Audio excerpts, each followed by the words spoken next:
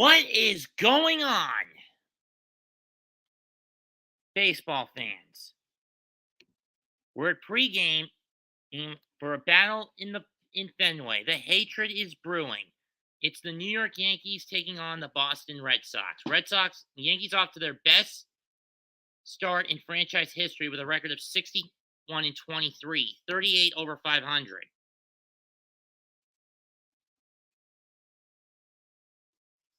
Or through 84 games. Eddie, you're an idiot. You know that? You're a fucking idiot. Yeah, I'm also checking on the Met Marlin game. It's 3-2 New York in favor over Miami right now.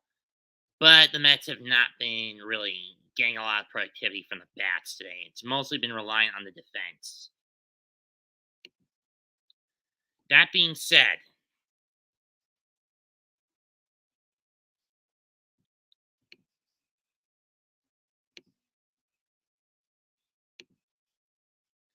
let's look at the lineups for both sides. The Red Sox will be sending Cutter Crawford to the mound, while the Yankees send Jordan Montgomery to the mound. Yankees will start off in about 10 minutes or so with Aaron Judge playing right field, leading off. Gleyber Torres at second, Anthony Rizzo at first, Giancarlo Stanton DHing. Josh Donaldson will be playing third base and batting fifth. Matt Carpenter in left, he'll bat sixth. Aaron Hicks in center, bats seventh.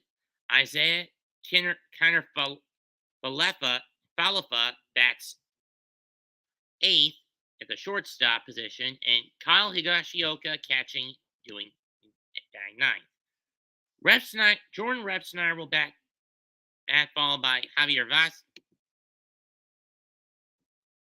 Kristen Vasquez at right and first base respectively for the Sox. Or Rob Repsnyder, excuse me.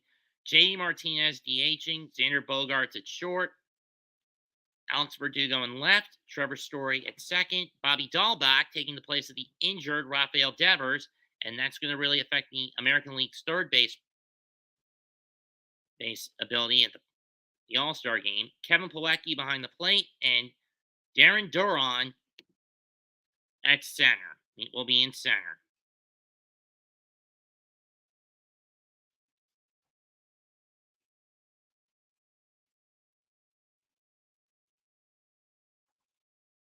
It's a packed house in Beantown. J. Martinez, top 5 in MLB batting average and OPS against lefties this year, and Jordan Montgomery, a left-hander, starting tonight. We're also getting a look at what's going to happen in San Diego between the Giants and the Padres, excuse me. My bad.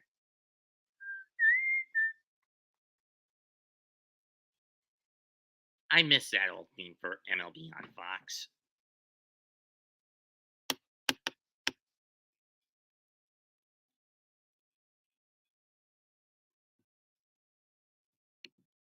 I personally don't care for the MLB draft in the same way I do for or NHL drafts, in the same way I do the NBA or NFL drafts, for those wondering. Oh, for the love of God, Adovino, you let him tie it?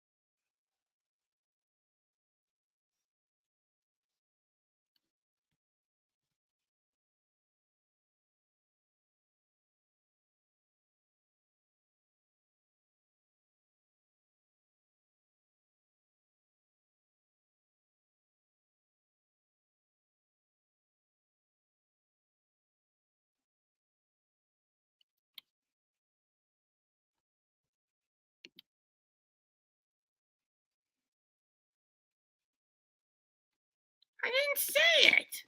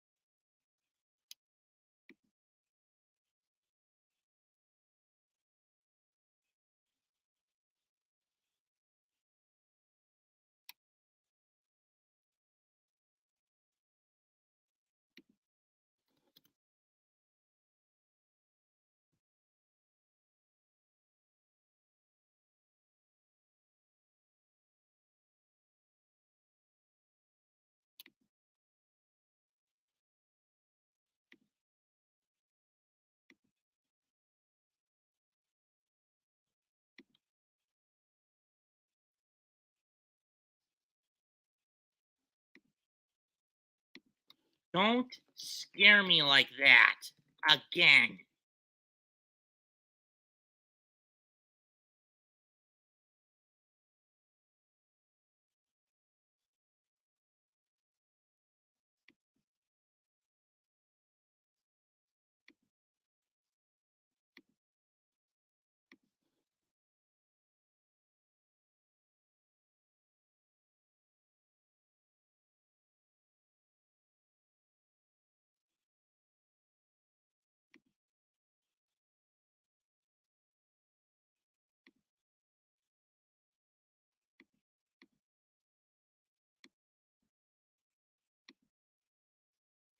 I'm being trolled again for those wondering what's going on.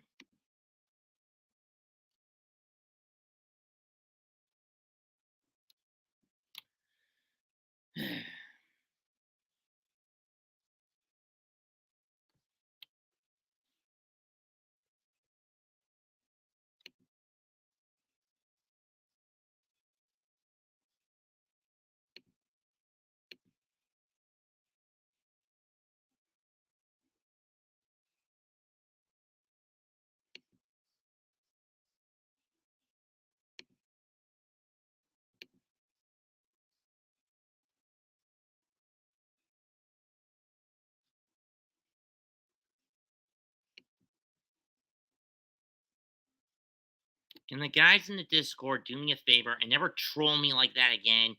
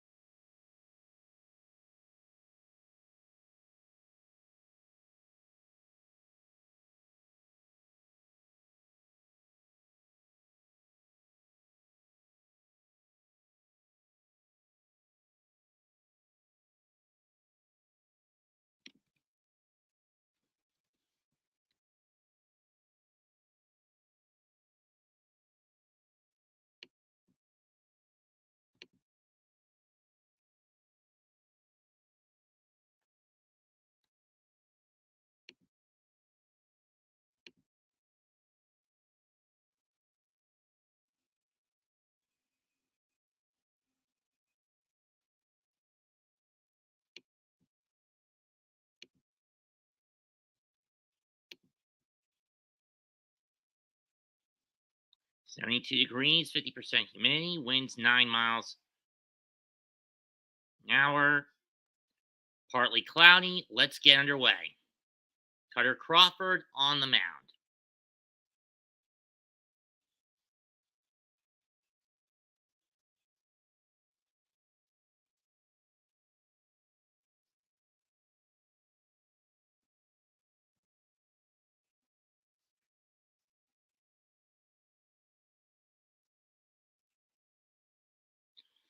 Yeah, Chris Sale was missed 85 due to a rib injury.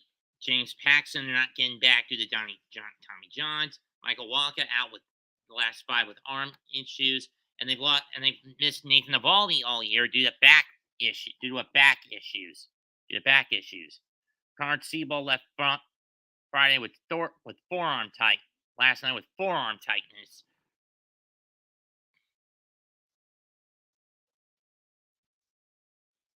And the judge is up at the plate first.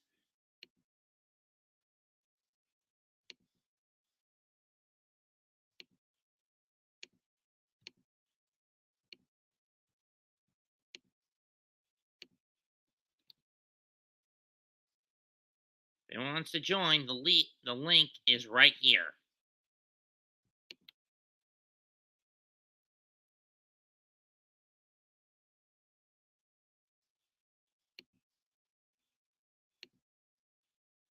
It'll be Judge, Torres, Rizzo, Stanton, Donaldson, Carpenter, Hicks, IKF, and Higo for the Yankees 1 through 9 in the batting order.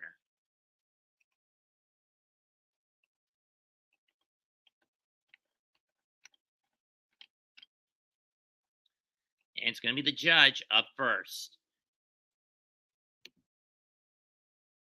Judge is hitting 292, 30 homers, 64 RBIs.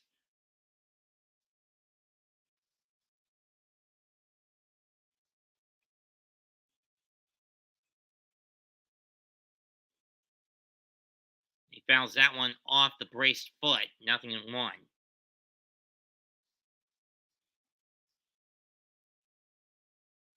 Crawford is known for predominantly throwing four-seamers and cutters. The pitch he'll throw the least of is his slider.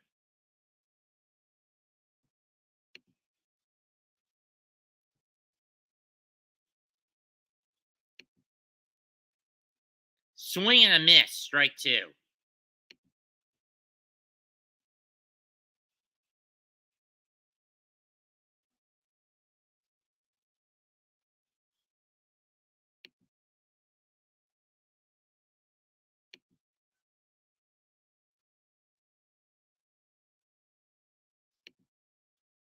Fouled off.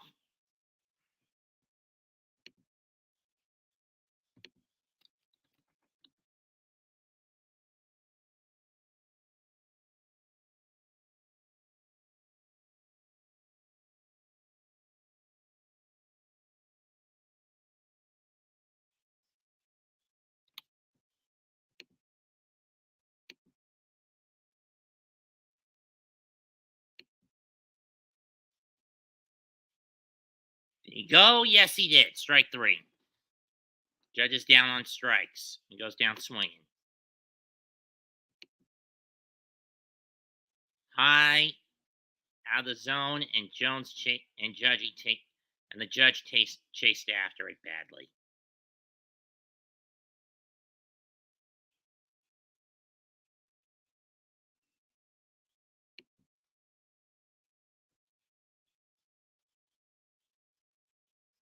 Torres in this month, 12 for 26, 5 RBIs, 4 walks, 4 runs. Swing and a miss, strike 1.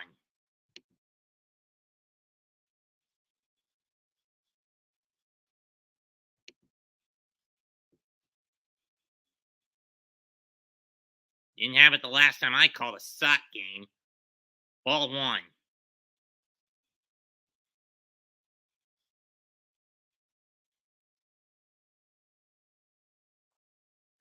Then again, him going 5 1/3, not shocking, given he's predominantly a reliever. Here's the 1-1. Just missed ball two. That looked like a strike, if you ask me.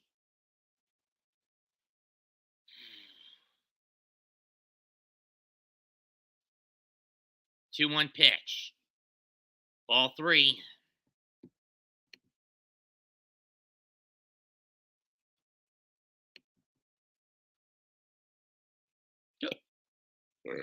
Excuse me, bit of the hiccups. Outscore a three-time World Series champion. 2-2 ricochets back to Cutter. He'll pick it up and get the out. He lined right off the pitcher's back, but he was quick enough to recover it and throw out Glaber. Seriously, Thomas, why are you trying to bunt over Guillorme? You're not very good at it. Ow. Or maybe you hit him in the leg. Here comes the med team. Here comes the medical team.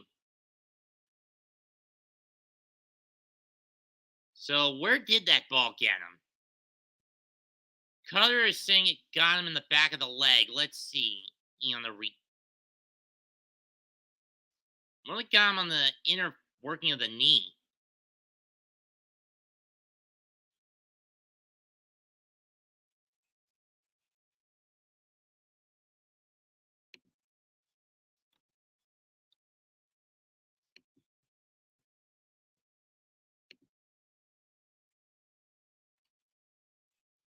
But he should be okay.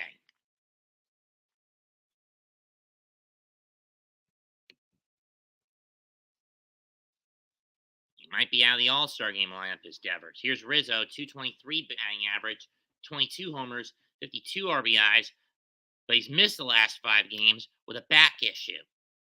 Not that it's really mattered outside that game they lost to the Pirates. Pirates, I believe, on Tuesday. Ball 1.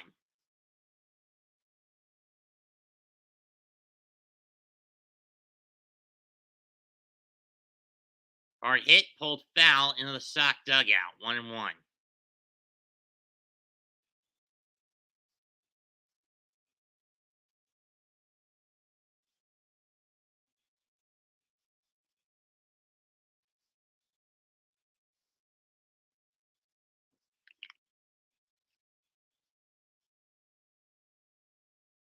That one near misses inside. Ball 2.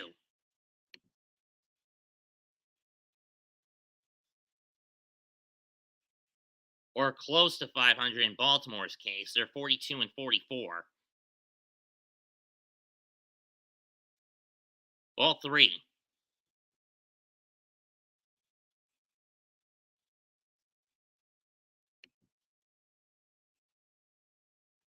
Oh, right. Forgot.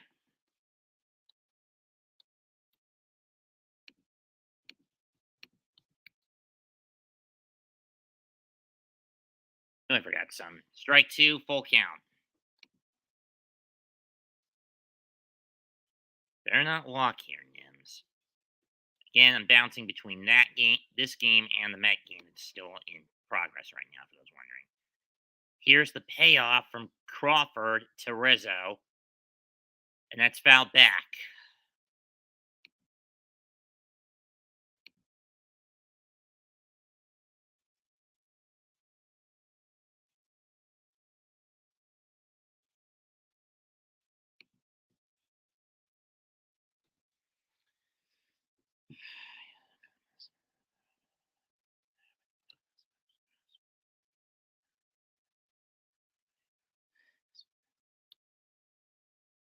Payoff, fouled off again. Rizzo making Cutter work for this one.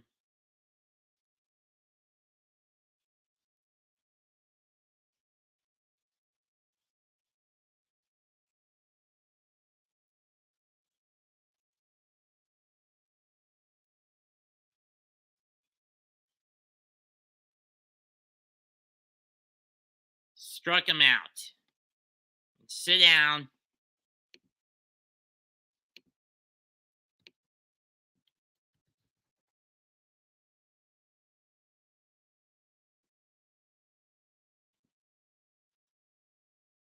Not what I wanted, Nemo.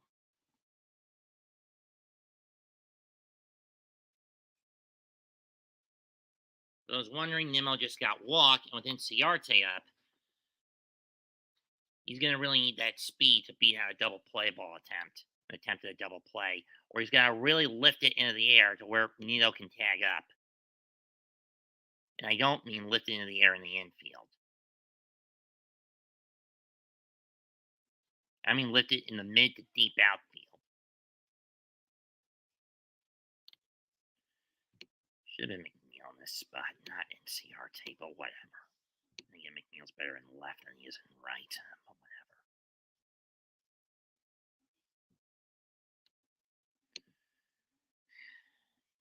In any case, we go to the bottom of the first at the bean pot. Oh, they're going to bring McNeil in now to pinch hit. Should have done this sooner, Buck. Dumbass.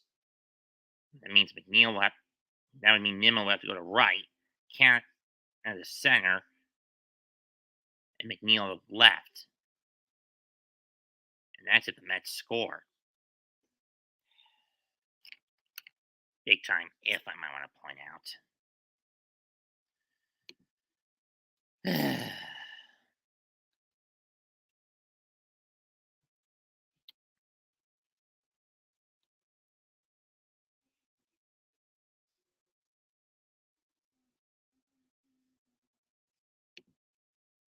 Oh, excuse me.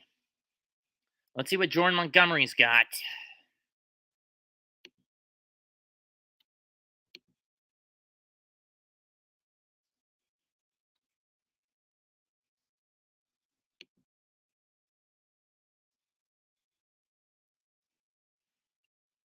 It's Rep, Snyder, Vasquez, Martinez, Bogarts, Verdugo, Story, Dalback, Pilecki, and Duran.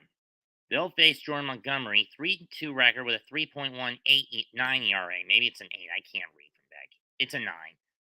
In 90 and a third innings, 17 walks, 72 strikeouts, 10 home runs, and a 225 batting average, 6 batting average by the opposition.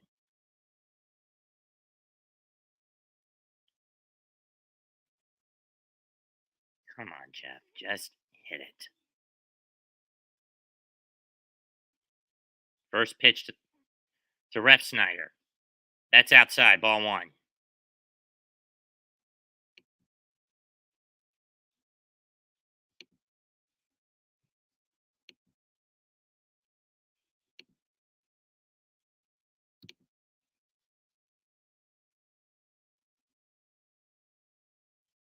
There's a strike.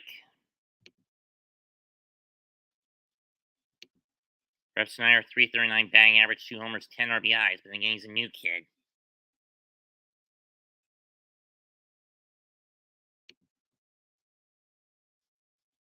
Ow. Gonna call time.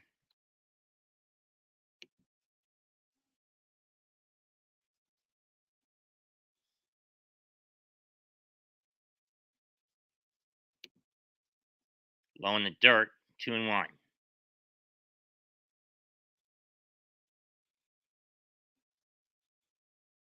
I wouldn't call 11 or 12 to 5 a blowout game. If it was 16 to 5, yeah, then I would have understood bringing in Jackie Bradley Jr. to pitch. But then again, the Sox are also shorthanded in the rotation and the pen. Here's the 2-2. One that's popped up, going into the first to the right field side, and foul. Behind the first base line, and foul.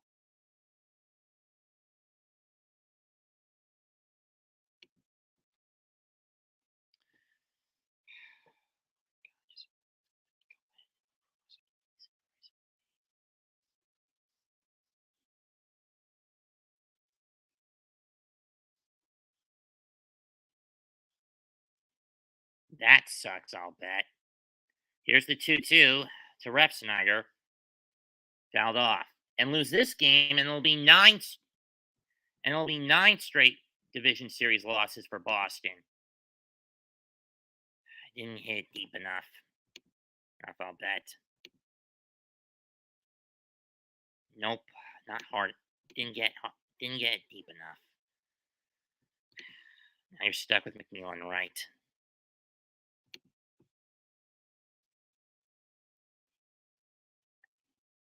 Low in the dirt as it bounces, full count.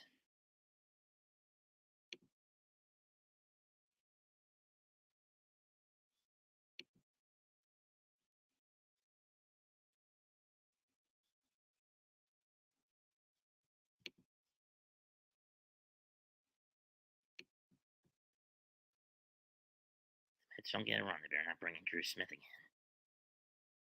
Got him staring at it. Sit down. One gone in the bottom of the first.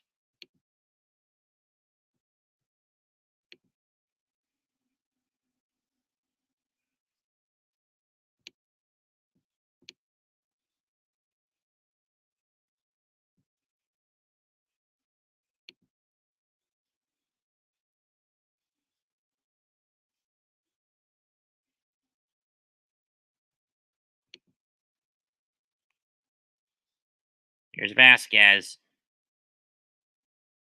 Strike one.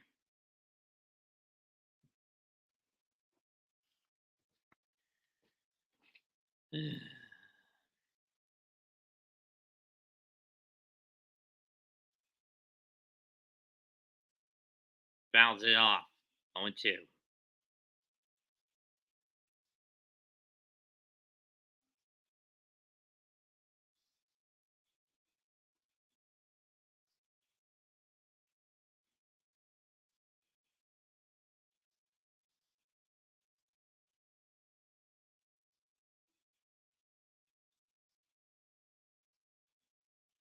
It's been the pitching and the injuries. Here's the 0-2. Liner in the short, into the shift, picked up by IKF. In the Glaber, he'll throw it to Rizzo for the second out.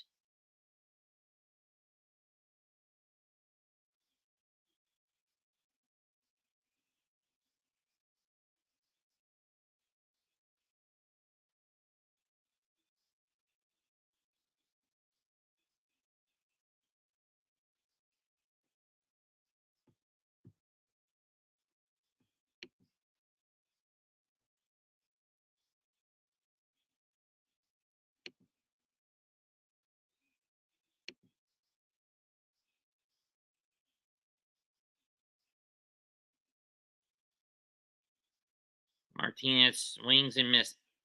This is the first pitch. Strike one. Come on, Francisco. Get the hit.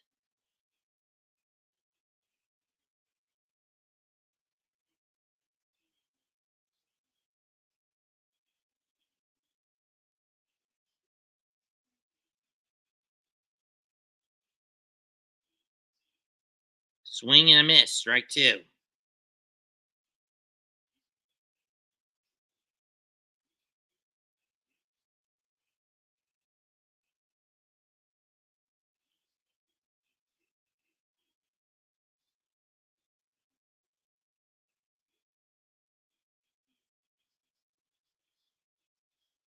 Oh, 2 pitch.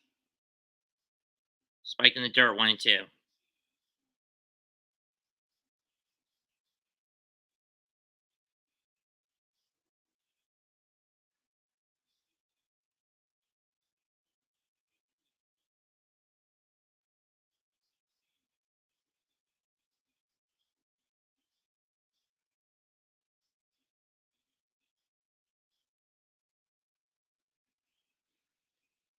One, two, just missed. 2-2. You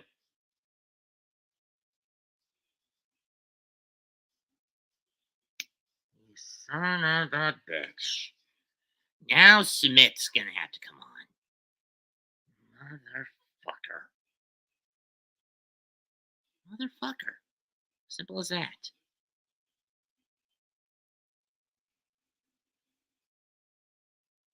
Ball 3.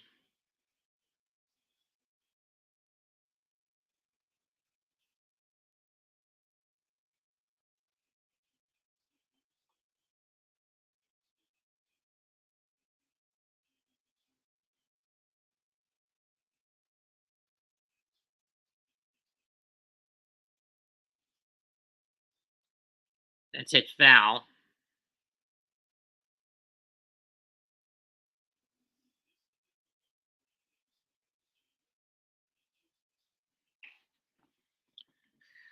Oh, love of God nuts. Why do you screw this up so badly at times?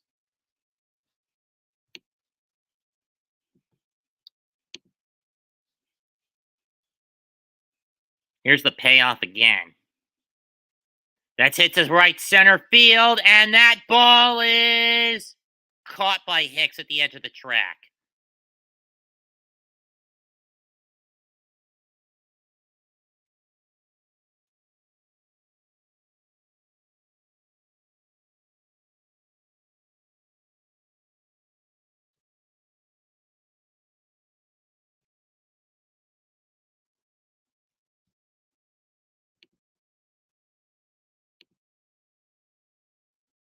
Hello, Darwin.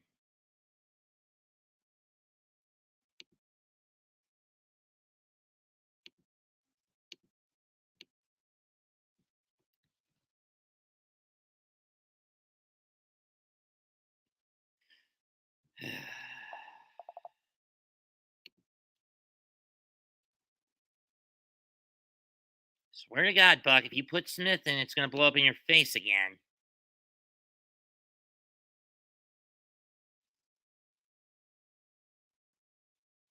Especially since I need the damn fantasy points, and Edwin hasn't been used much at all in this series. Okay, Edwin is coming in. McNeil will play right, though he's better in the left when he's in the outfield, to be honest. But then again, Canna's not that great in right. Nimmo's the better right fielder, but that would have the trade-off would be you move Canna to center, and that throws the defensive alignment out of whack. Ryan De La Cruz will be the first hit player batter that Edwin will face. But in the meantime, let's focus on this fucker. Sorry if I'm bouncing around between the games, guys.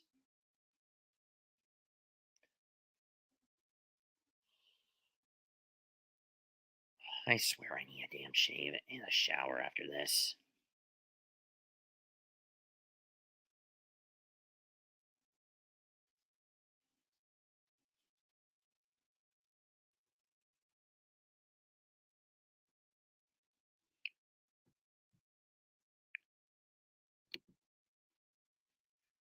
And out of the gate, Edwin showing a little bit of pitcher's rust. Again, we haven't used him in 3 days.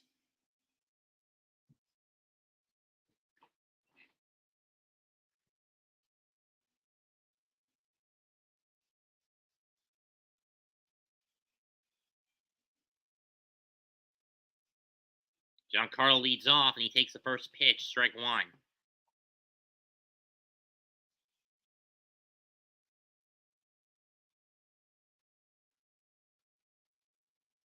That one's out of the way, out of the zone, ball one.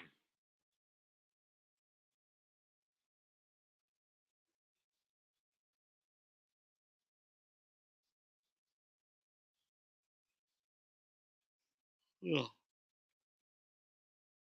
Swing and a miss, strike two.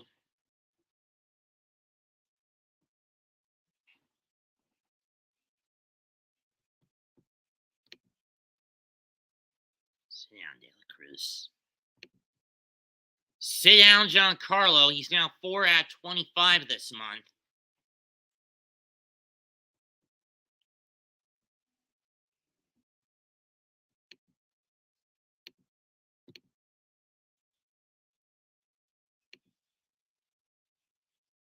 Here's Donaldson, who's had the best offensive stint he's had this year as a Yankee. He had a walk-off in their opening series against Boston.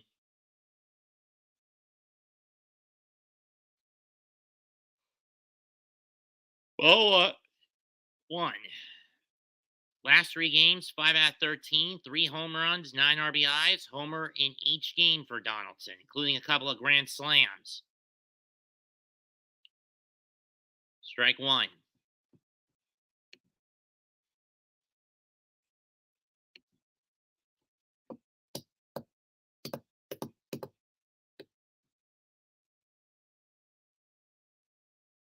Ball two.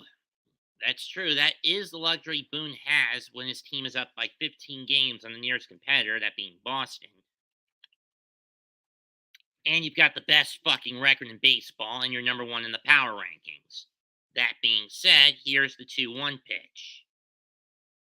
Fouled off, 2-2.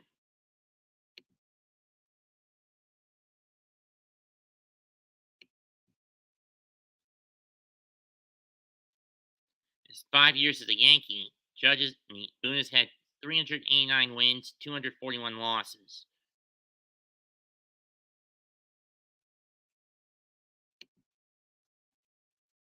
Here's the 2-2 to Donaldson. Sit down.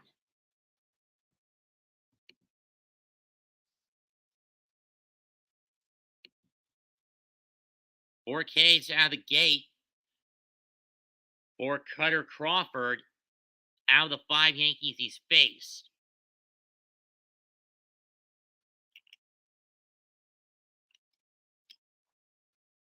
I really wish Bad Dog was here to do this with me.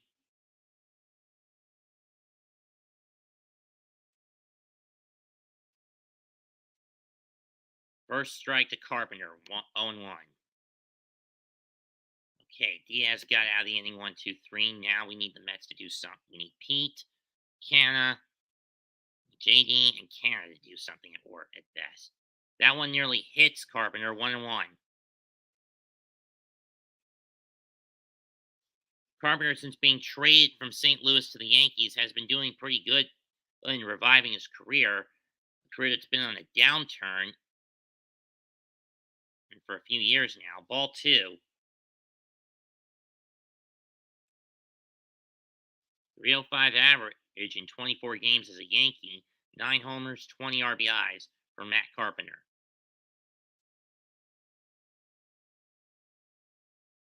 Strike 2.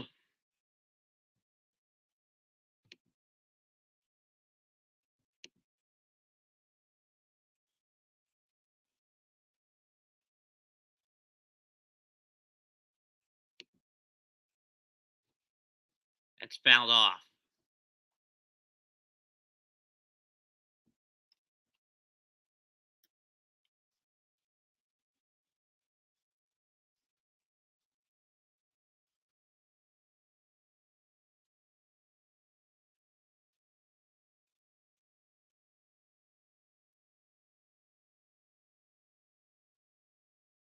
Fouled off.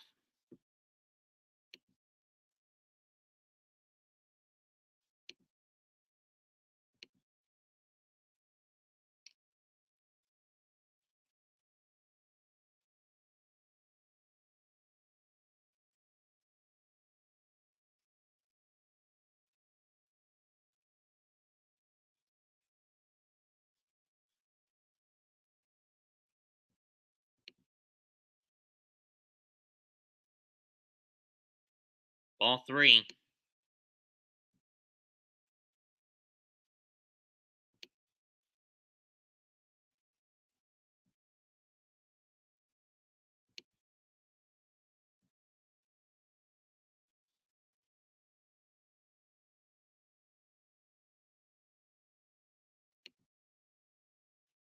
Payoff.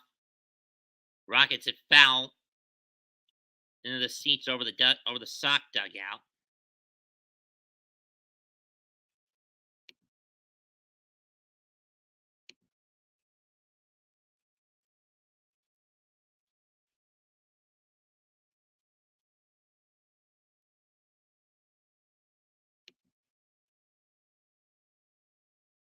Payoff pitch is low. Ball 4. I am, Eric. It's just that this is game of the week.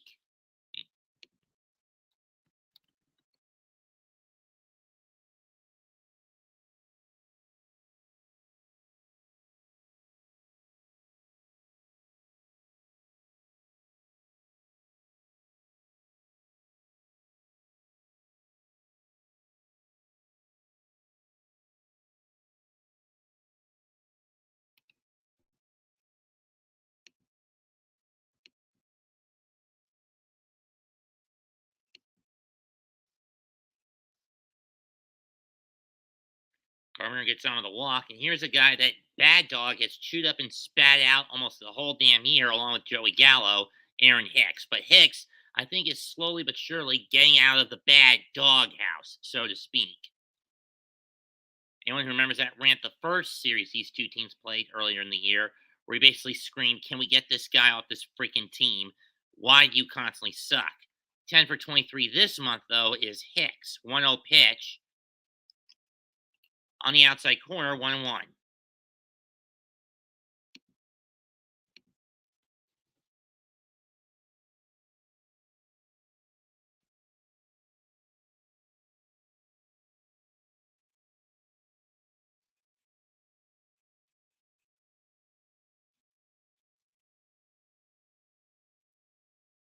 1-1 pitch. Gonna set up inside to Hicks. And Hicks calls times. Time. Or the ump calls time. I don't know which. Excuse me.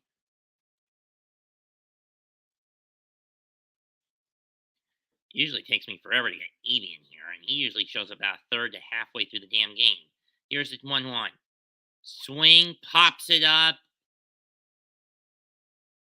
Yeah, that's going out of play. 1-2. Pete, why'd you swing at that one? So fucking low in the dirt, you dimwit.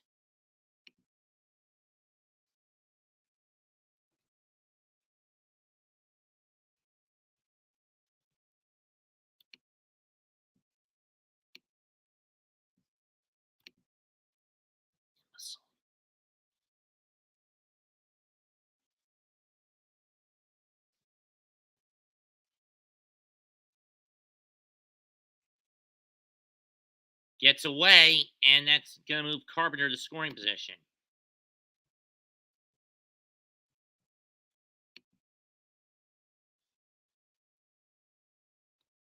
Come on, JD, hit it. Not putting much luck on Canada or Escobar doing anything with it.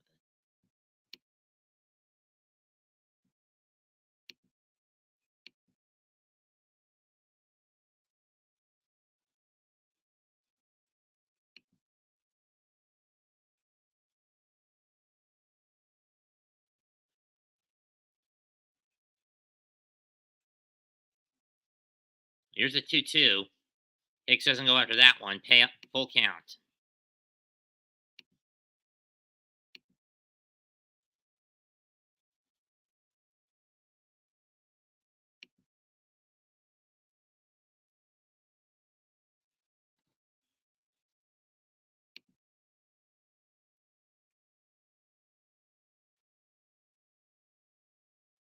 Two. The payoff is low. Second walk given up by Cutter Crawford.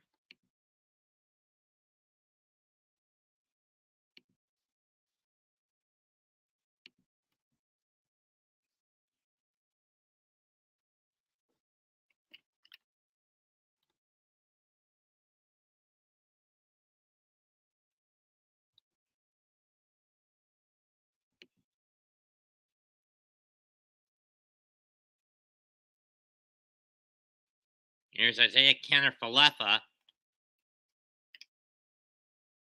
Or Kiner-Falefa, excuse me. Just outside, ball one.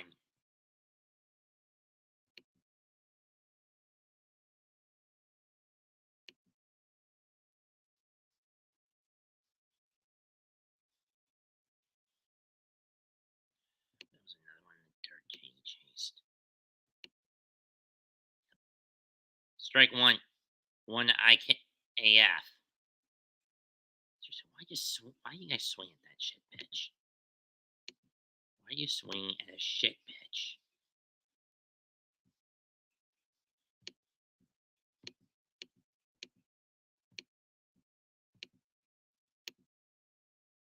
Pop foul, 1-2.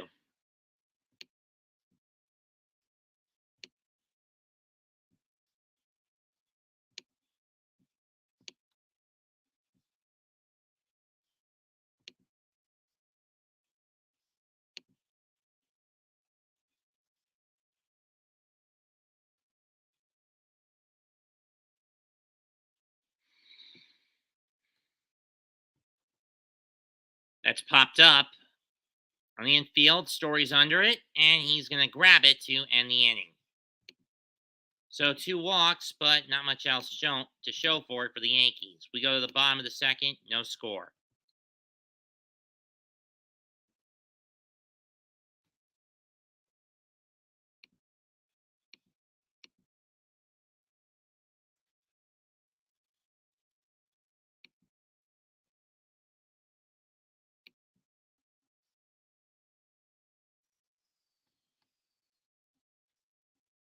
Come on, Mark, get a homer. I do not want to trust fucking Escobar with the winning run. given how much he has sucked today.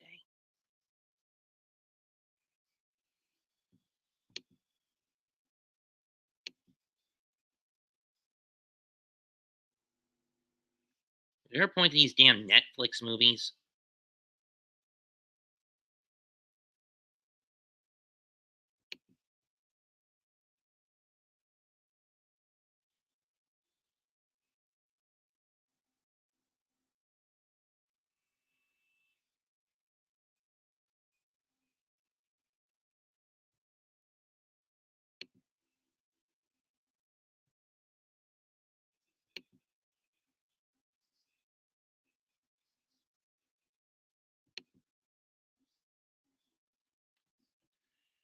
Foul ball, strike 2.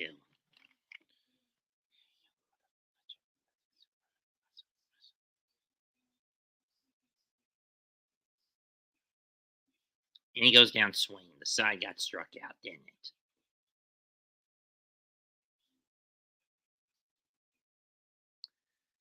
Max, can I ask you guys a question? Why is it that every time you got strike 3 in this inning, it was on a pitch in the dirt? Let those go. Don't chase after them. Damn it.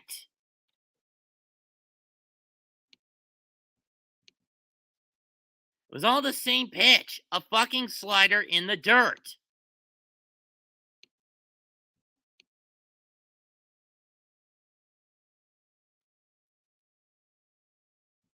Why the hell did you chase after it?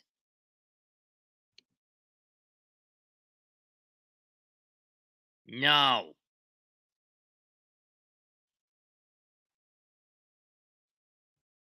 Bogart's up to face Montgomery, who took 17 pitches to get out of the first.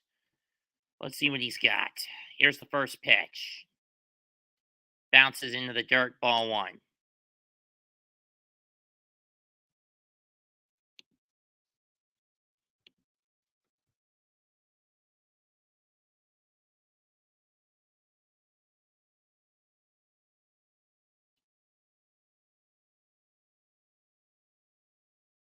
That's hitting the left base hit.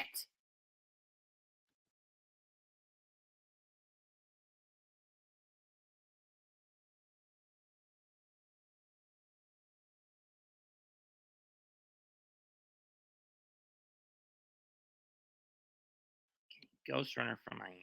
Who was the last batter for the Marlins last year? Fortes. Means Cannon will be the ghost runner for us in the 9th. In the 10th.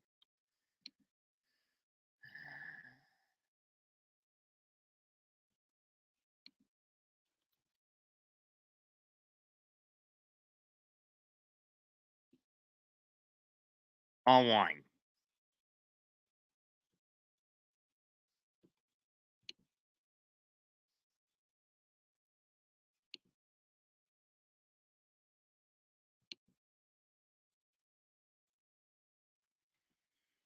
Or strike 1.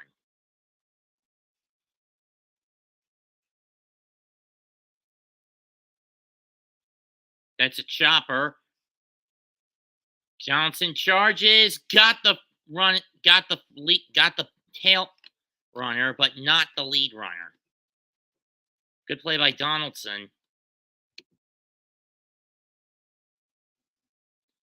So they're going to replace Fortes with Billy Hamilton, and Colin Holderman is going to pitch. Oh, brother. I don't. This is why I don't like Buck bringing in Diaz in non-safe situations. It's where he knows he can't get, where he knows the team is going to fuck it up for him.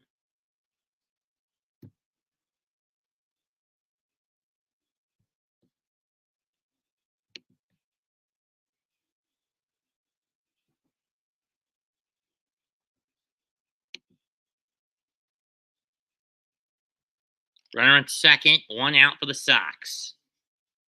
Story's up.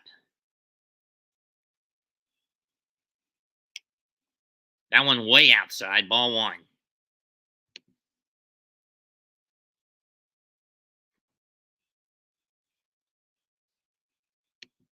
Shut up, Eric.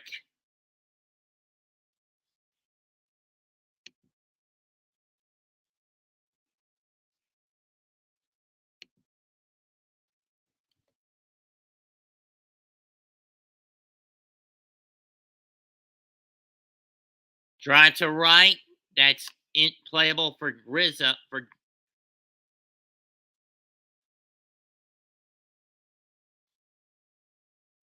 Judge, and he'll fling it back in.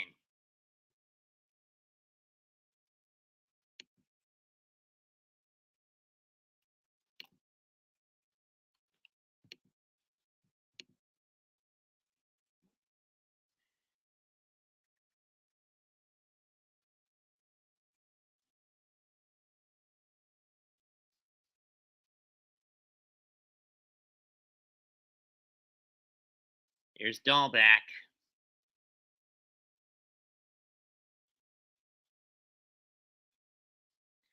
And damn it, Holderman gives up the ghost run. You son of a bitch. Buck, I get why you don't want to waste Diaz with a second inning. But that being said, he's your best pitcher in the pen. Use him when it counts. Pulling him now did not count. It does not matter. Should not be of a good move. Then again, you're proving the past couple of weeks that you're pretty short-sighted. Ball one to Dahlback.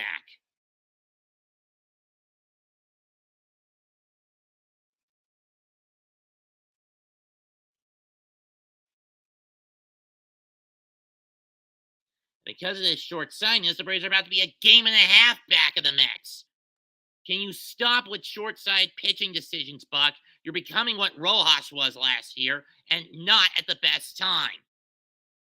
Dahlback, fly ball, center field. That's going to drop for a base hit. Here comes Bogarts around third. He's going to score easily. 1-0 Boston.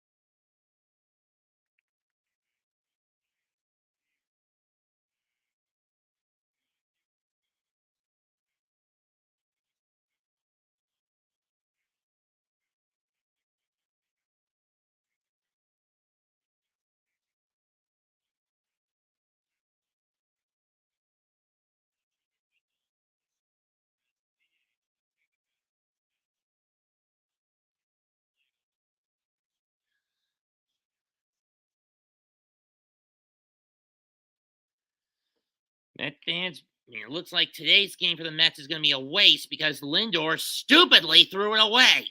If he had held on to it, it would have kept Birdie in place, but kept Hamilton in place. But no, he had to chuck it.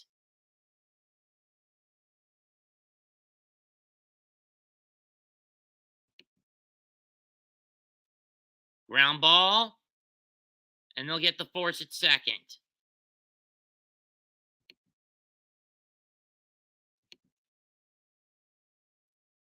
You want in, Goat?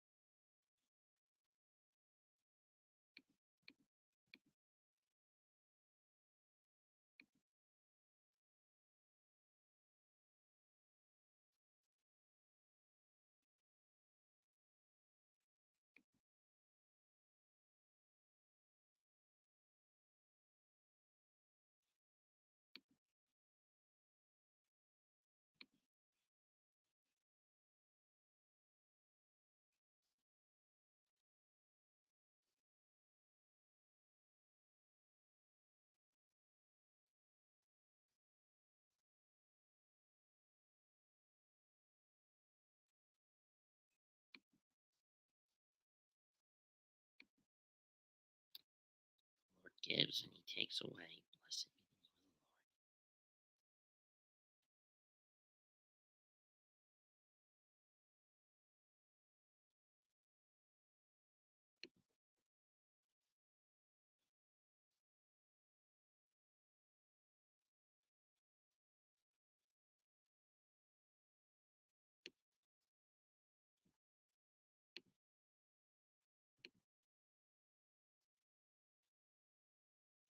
Chris Sale set to make his season return debut Tuesday against Tampa. We're in the top of the third. Here's Higashioka. He'll take strike one.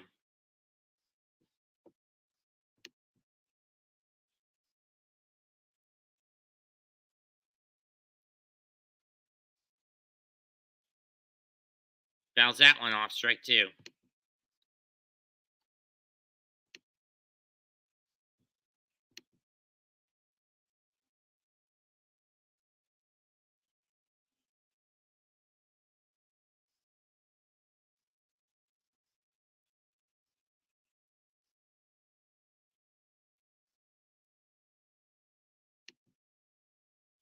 Ball one.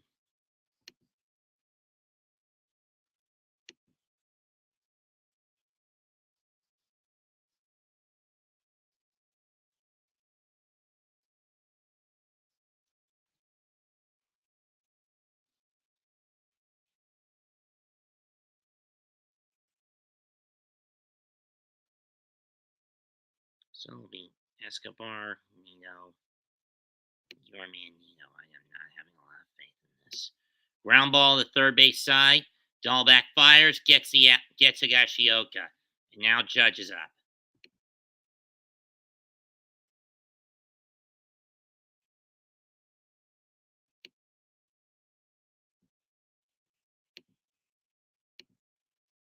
Got three people in here. I don't know how many likes I'm getting.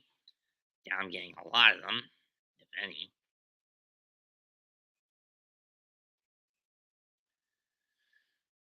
One out for Cutter Crawford in the third.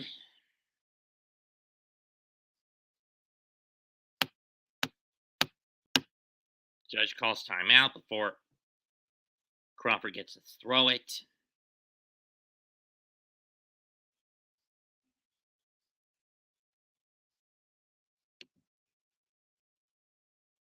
That's popped up, going back behind the Sox side of back behind the Sox dugout, and it's foul. 0-1 from Judge, who struck out in the first inning.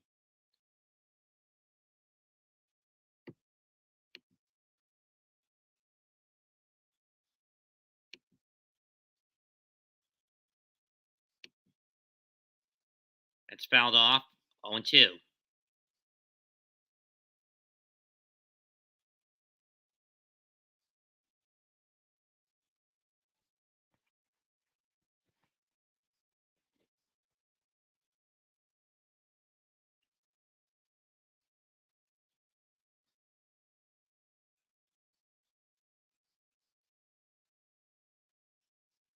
Damn the cap. 0-2 is low. Ball one.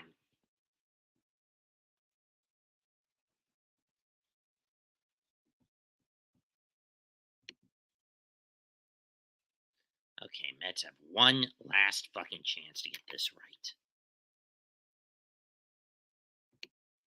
They need a run to tie. That's in the left for a base hit for Judge. He's going to stop it first with a single. First hit given up by Cutter Crawford. That ends his no-hitter bid.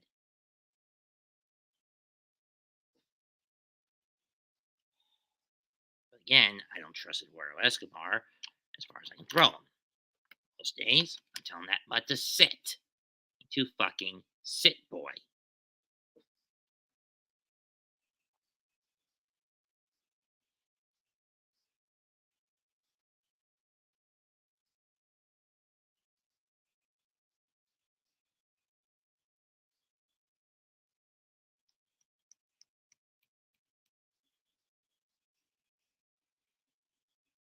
Here's Glaber. And timeout called by Glaber.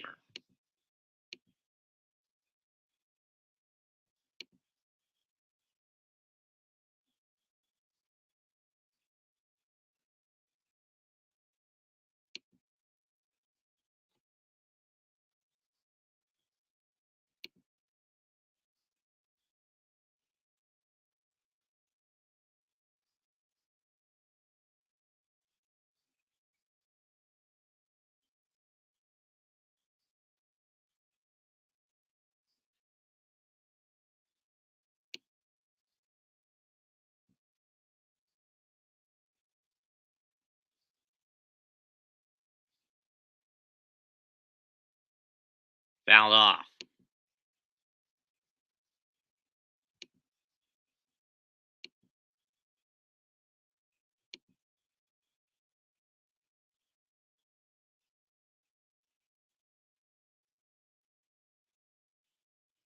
So Jacob Stallings will come in to catch for the Marlins, and it's Tanner Scott on to try to close it out for them. Back to the Yankee game. 0-1 count to Glaber. Here's the pitch. Chopper, and it's foul again. 0-2.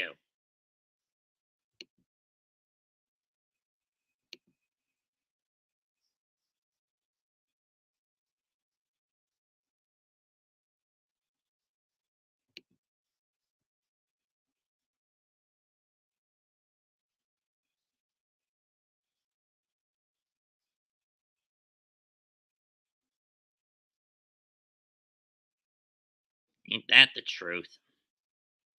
Here's the 0-2.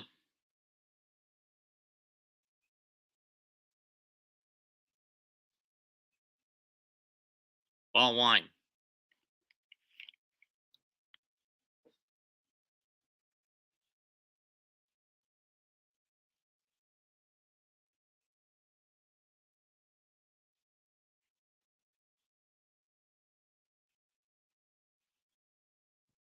Ed, you could have let that one go instead of swinging at it, you dumbass.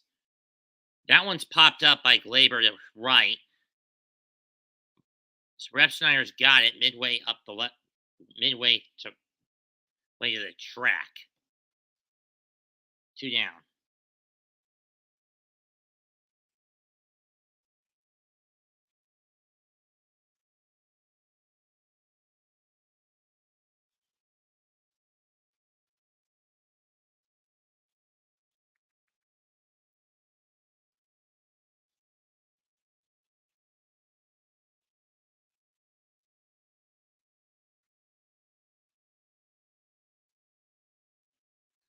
And Escobar strikes out. You son of a bitch!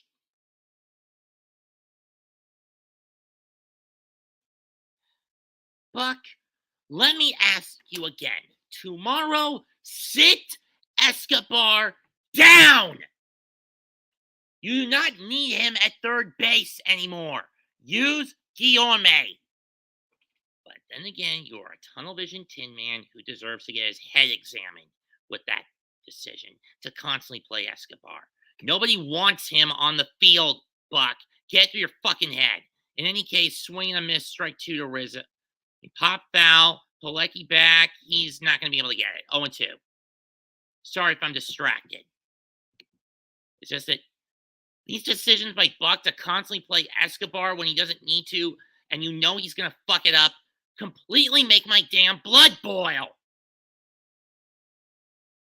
He's too over-reliant on Eduardo. Set him down, look at his flaws, and realize he is not the third baseman you need. It is Guillorme. Here's the 0-2. That's in the air to center. Duran's under it. He's got it. And Guillorme goes down on strikes. This game's fucking lost because Buck refused to let Diaz pitch the 10th. Instead, he pitched the 10th because he's that damn paranoid. Well, you know what, Buck? Lately, what has been pissing me off with you is you constantly play Escobar when he fucking sucks! Can you stop playing him? Please! If Nino doesn't get a hit, it's game over, and now the lead is going to be as small as it's been since the end of April. A game and a half between the Mets and Atlanta because you're too stubborn to not sit Escobar. Sit his fucking ass down tomorrow! Oh, Nino tied it. Never mind. You're off the hook for now, Buck. For now!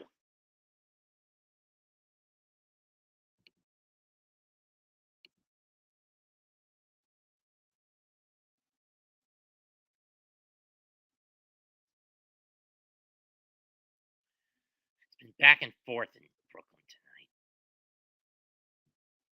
Me and Flushing and Queens tonight. Now just drive him home, Brandon. Now just get him home, Brandon. That was a shit double when you think about it.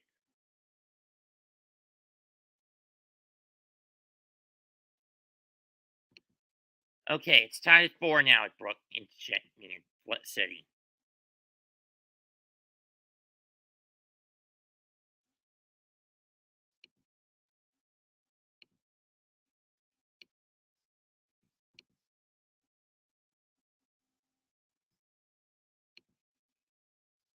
Mets win! Thank God!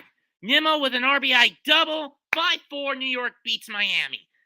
Stand up, Mets fans. At least for tonight, stays at 2.5.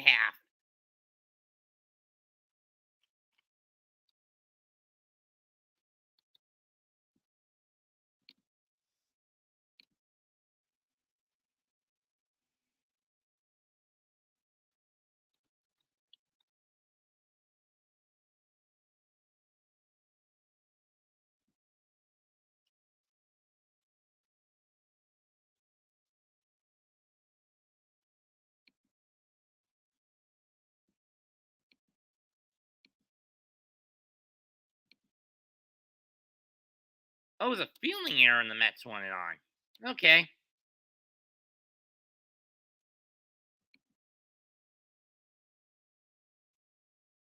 Jameson Talion now on the pitch. We're talking to Jameson Talion, who has allowed 3 or fewer runs in 13 of his 18 starts this year.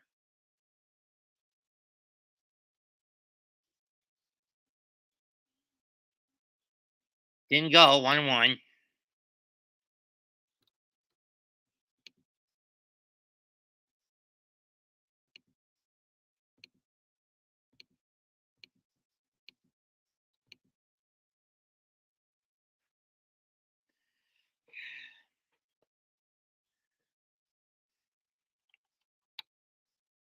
You got off the hook tonight, Buck. Swing and a miss, 1-2 from Montgomery to Duran. This will be his second go around in the order.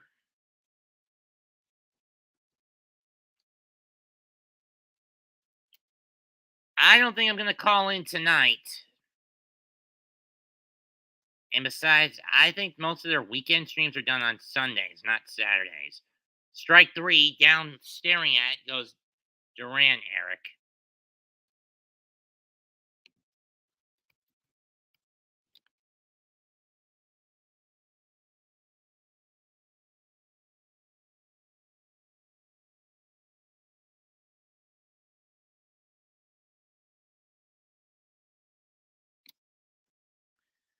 In any case, 29, magic number for a winning season for the Mets, now down to 29. For the Yankees, it's 22. In the line drive, caught by Rizzo in the shift, 2 down.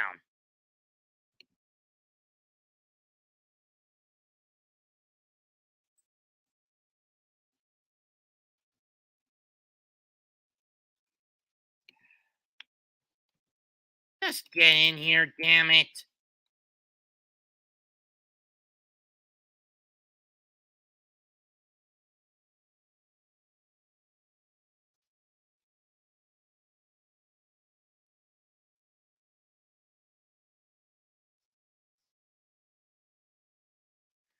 Strike 1.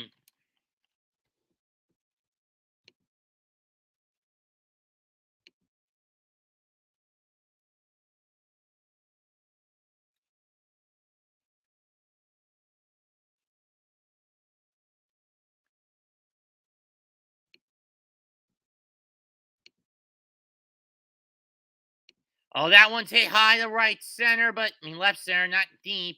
Hicks calls off Carpenter and makes the catch to end the inning. So, nothing across for Boston in the 3rd inning.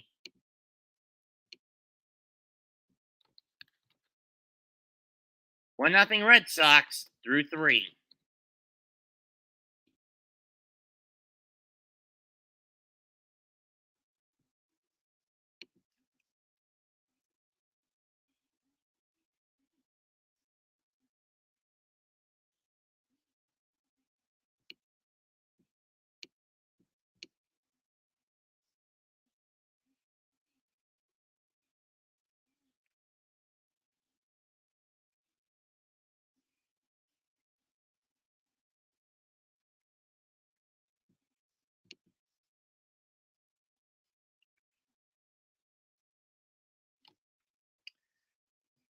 To known money man Matt in the Discord, mock me all you want for bringing my mother in for a video before they start putting a silencer on videos against certain political elements on YouTube. Thing is this: wait until after the midterms.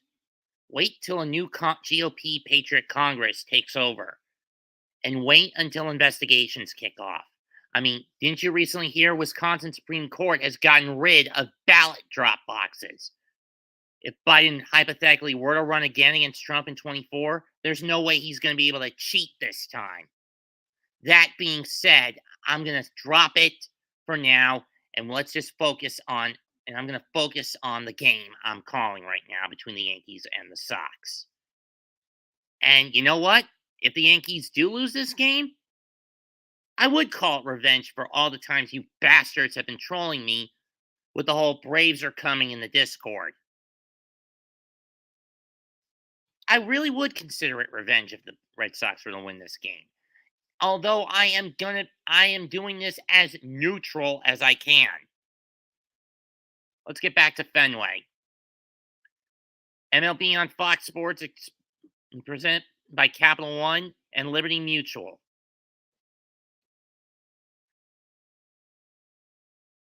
Official sponsors of Major League Baseball. Giancarlo standing up. That's a fly ball to center field. Not very deep. I mean, the shallow field. Story's under it. He's got it. One down.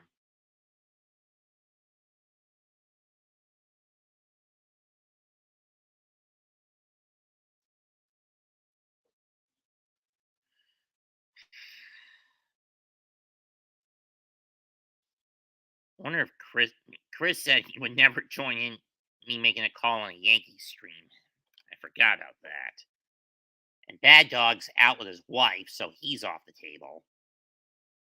And anyway, Cutter's doing a pretty decent job compared to the last time.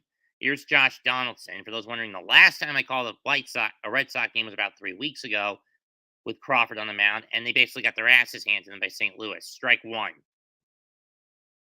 One to Donaldson.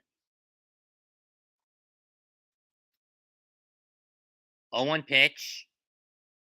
Low in the dirt, 1-1.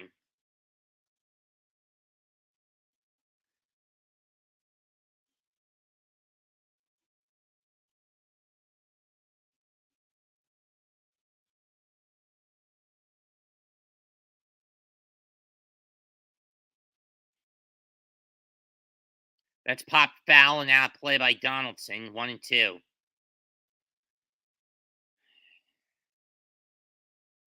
In the last 3 games alone, the Yankees have outscored their opponents 34-14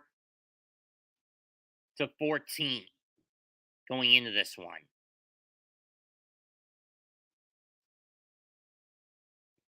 So, yeah, that is a good question. Donaldson pops it up, left behind in the third. That was grabbed by Bogarts as it came back in towards the fair side. 2 down. That is a good question if you're the New York Yankees. At this point, everyone else in the AL East is trying to play catch-up. You're ahead by 15 games. You've got the best record in the majors at 61-23. 38 over 500. Do you really need anything at this point? Do you really need any pieces at this point? I say no. Matt Carpenter up next. He walked his first time up. Takes one just on the outside. Ball 1.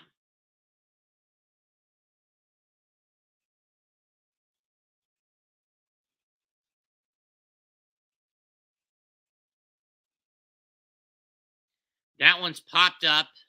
Shallow left. Fell back under it. Looking. And drops! And the throw to second. Carpenter got too greedy, stretching it trying to stretch it to a double. I don't know what the hell he was thinking there.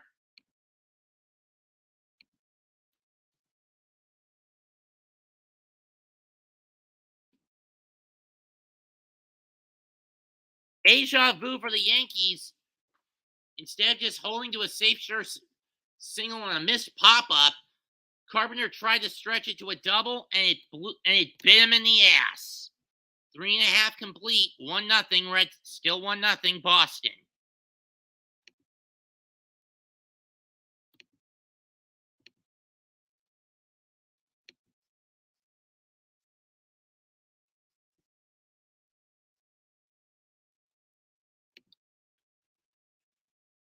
It's a walk-off error for the Mets.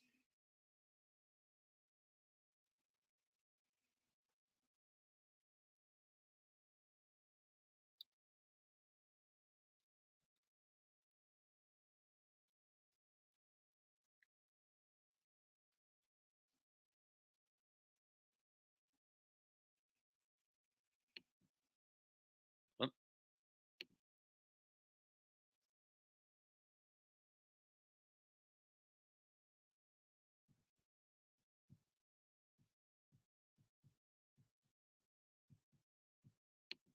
Connections for thousands of.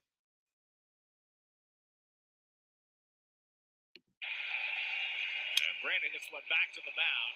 Bobbles for a moment by Scott. Throws on. Here comes Dino, and the Mets win it. Oh, wow.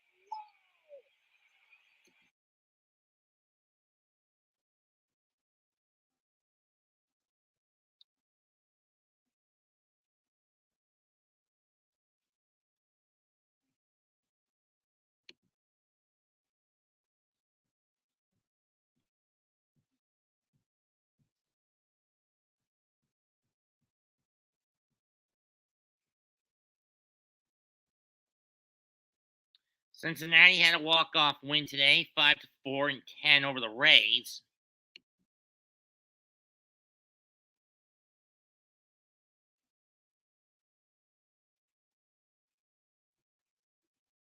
Mamma mia. Granted, I've basically been a boycott over Subway. I mean, any sandwiches, any subs or wraps I get these days, I'm usually getting them from the local from the Harris Teeter Deli. No joke.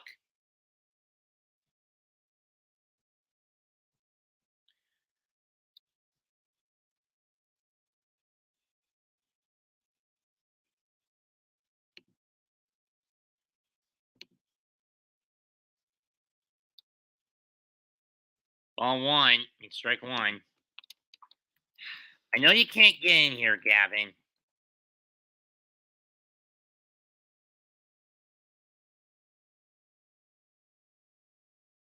Not much. Other than the Yankees losing. Not that I care. Strike one. On to Martinez.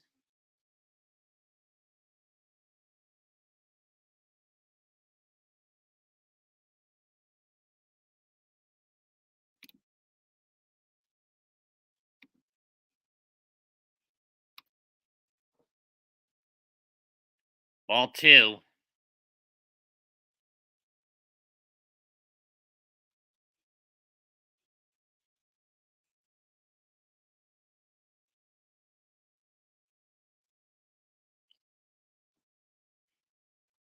This game's been moving at a pretty fast pace when compared to the other games I've called here on StreamYard. Line drive caught by IKF.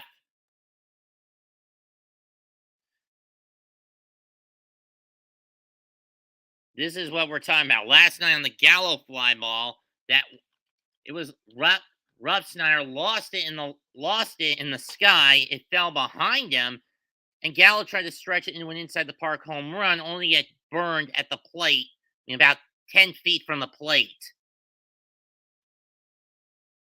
Xander Bogaerts up next. Against Jordan Montgomery, he's 14 out of 29 with a couple of doubles and a couple of ribbies.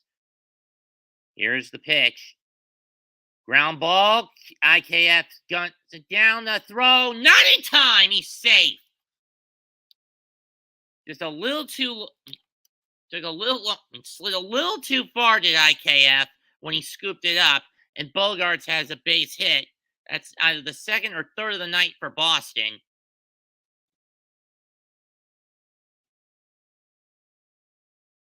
Wait a minute. That looks like he's out. Let's see.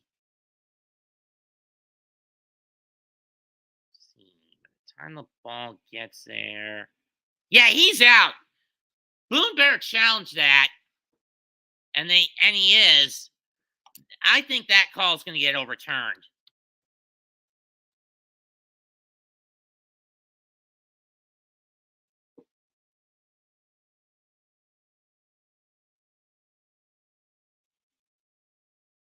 Based on that, it looks like he's out.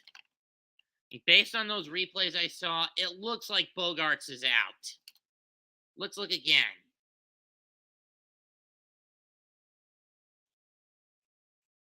Yeah, the back of Bogart's foot didn't even hit the bag when the ball got into Rizzo's glove. He is clearly out. And it's overturned. He's out.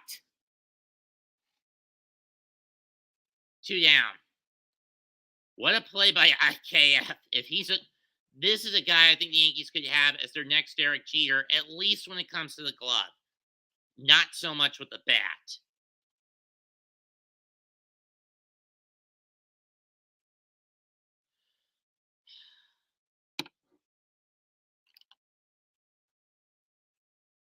Here's Verdugo, who grounded out in the second.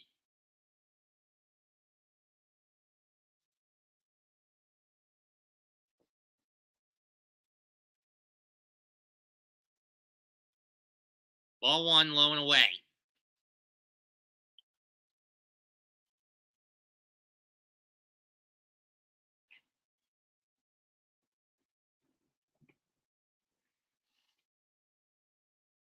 Ball 2.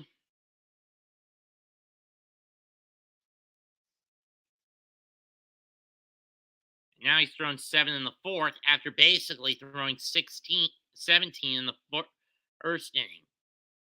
Here's pitch number 8 of this inning for him and 41 overall.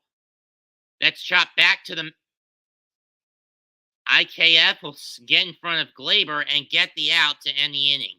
So the Sox fail to get anything across. Fail to make any headway.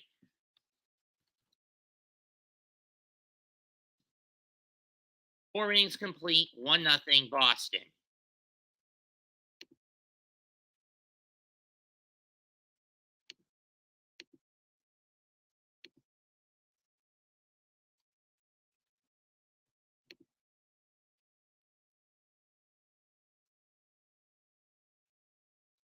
Full house at Citi Field today, folks. 43,336 for the Keith Hernandez retirement ceremony.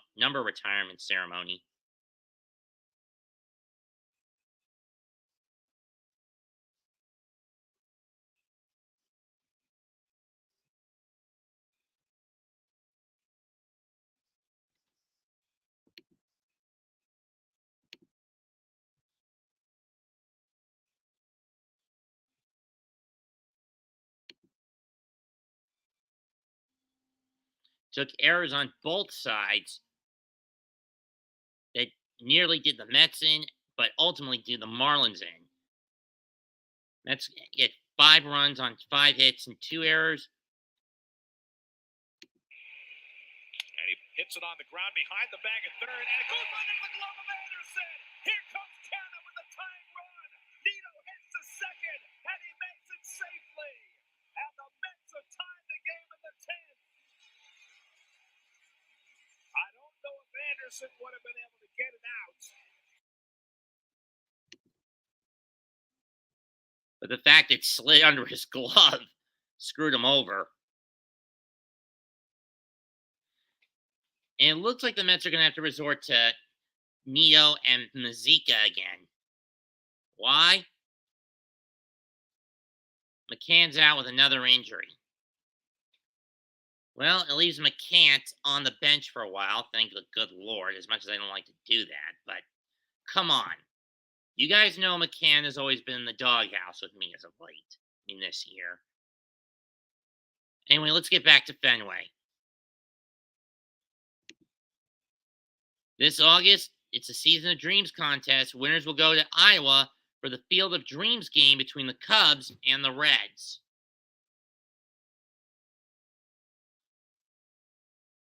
Crawford back to work. Strike 1. This one to Aaron Hicks.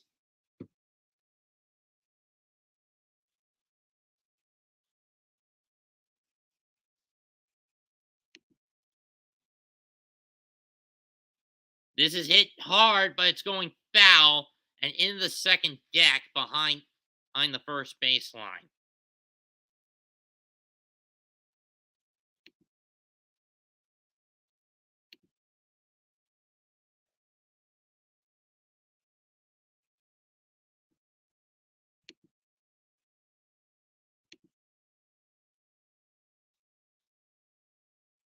Hick hits one to right field, and that ball is gone. See ya. Aaron Hicks ties it.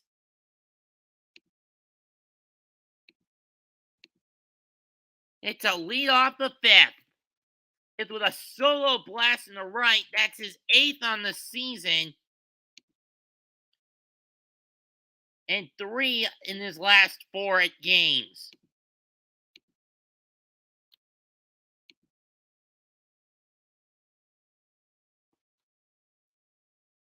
Santa Maria!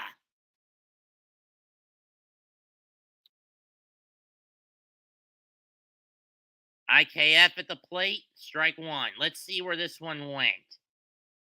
Oh, for the love of God, that was right over the plate. Dead center. And Hicks feasted on it. Foul ball to IKF, 0-2.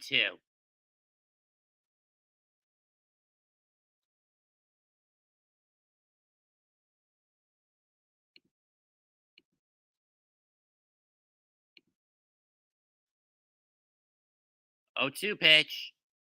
And this time he gets him staring.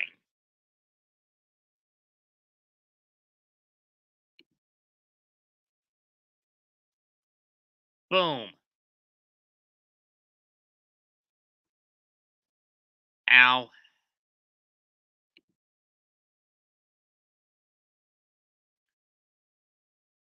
Right behind the Yankee bullpen. Oh, that was his 6th. Excuse me.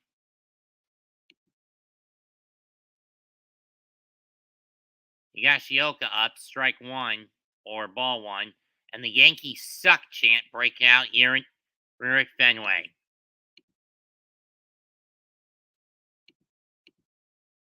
The chant of Yankees suck break out here in Fenway. Ball and a strike.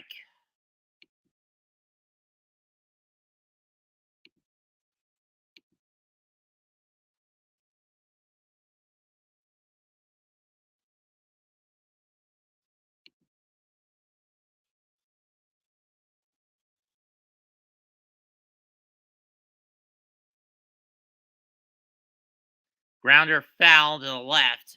Third baseline, 1-2.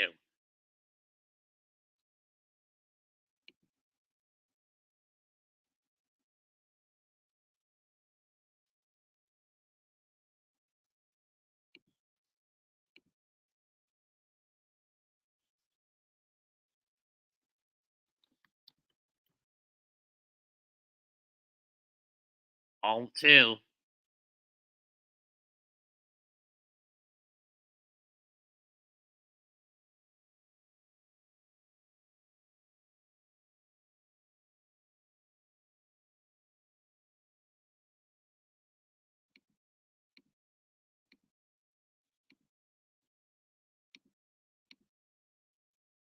Full count.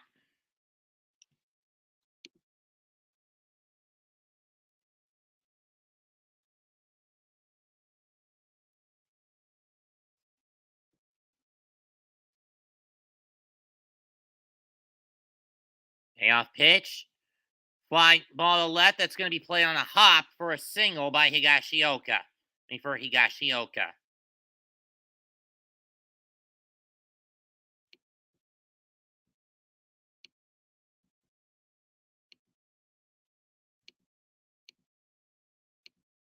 Oh, sure. Troll me with my real name.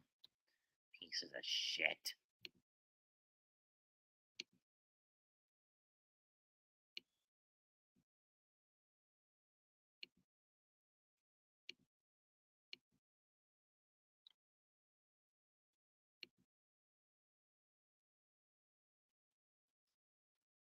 Judge up next. He got a single in the third inning. That one's crushed, but it goes foul, 0-1. One down the third base line.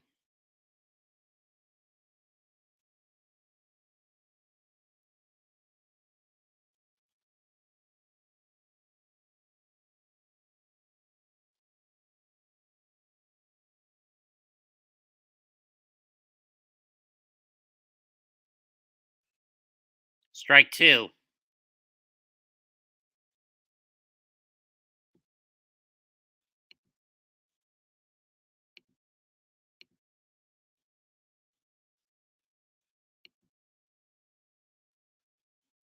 I hate spoilers.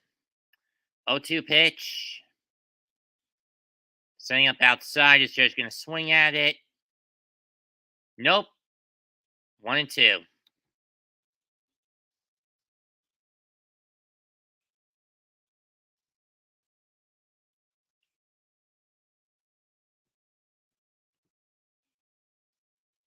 Crawford has thrown 4 1/3 tonight, and it looks like Cora is making his call to warm up the pen right now. And again, this guy is predominantly a reliever. Off the fist and foul down the first base line. 1-2 still. Ball girl scoops it up. All-Star game next Tuesday, July 19th in Chavez Ravine. I will be calling that with Jose Veg with Destiny Decay, aka Jose. If he's up to the task, that is.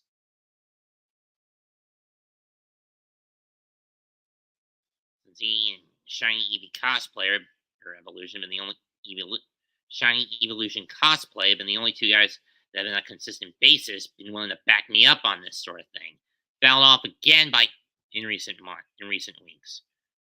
Strahan warming up in the pen for the Sox. Or Stram, excuse me. I couldn't really see if that was an I-N or an M. Or an H-M, but whatever.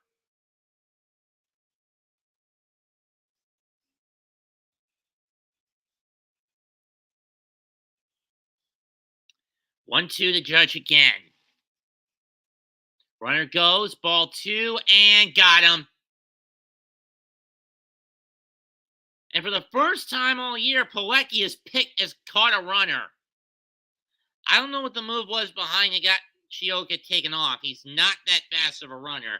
But then again, from what I remember of Pilecki's time as a Met, he wasn't that good at catching runners, trying to steal bases. This was not such a case. Catcher on catcher, he could easily gun down Higashioka. Yeah, that one's not even close. He was out by a fucking country mile.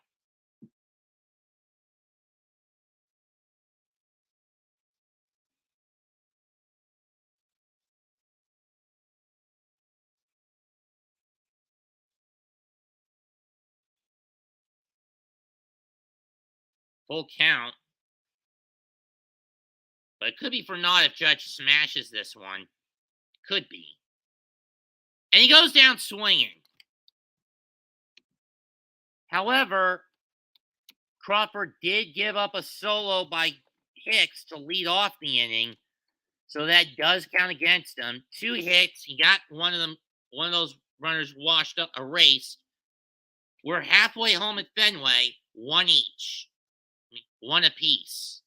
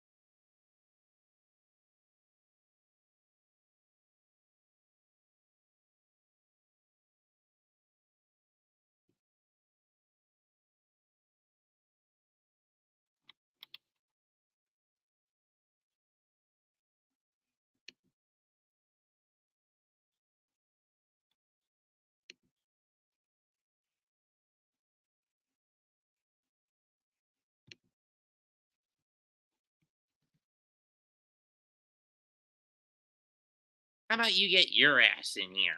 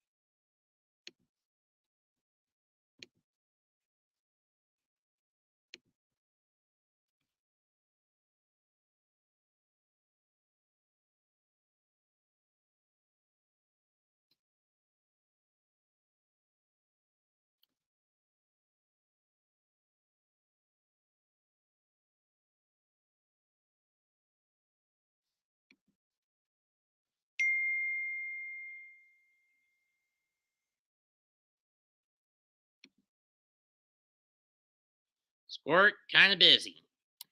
For those wondering, that was my sister calling.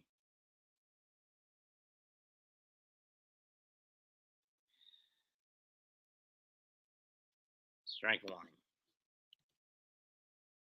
Squirt, I don't use TikTok. I'm in the middle of doing a game call right now. All one.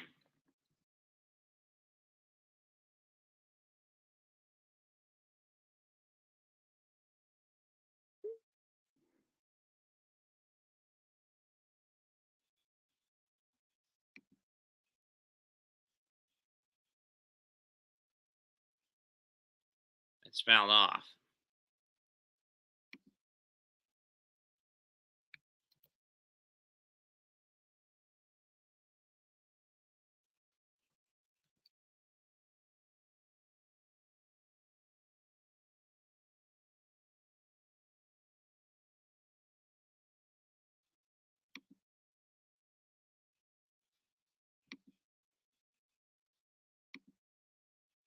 Swing and a miss. Strike three. Fouled off.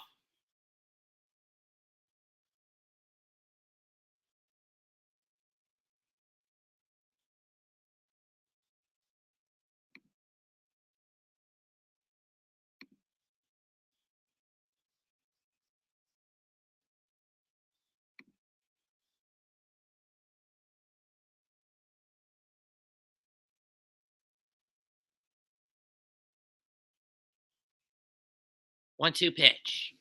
Here it comes. Oh, that's way too high. Ball two.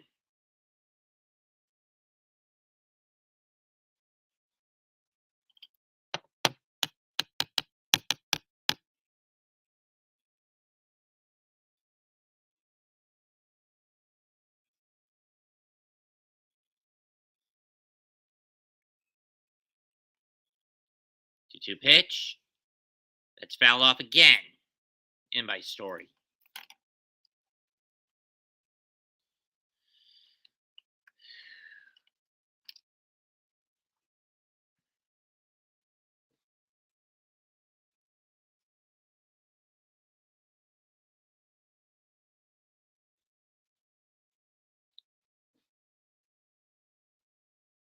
Excuse me.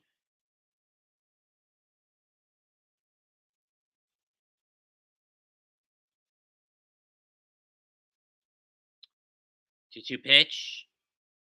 Here it comes. I better get Wilson turns back. Ball three.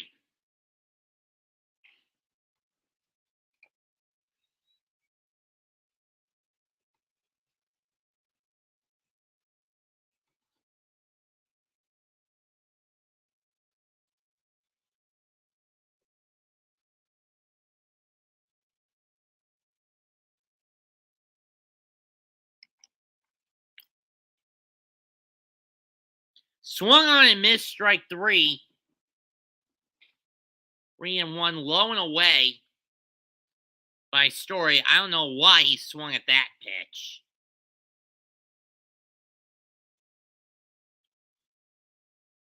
Let's keep in mind, Pilecki is not known for either his glove or his bat. He's more of a utility catcher.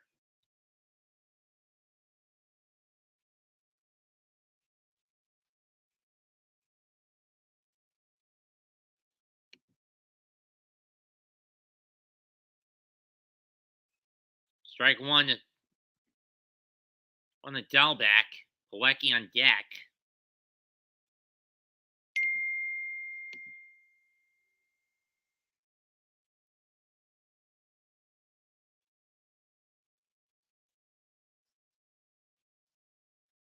Ball one.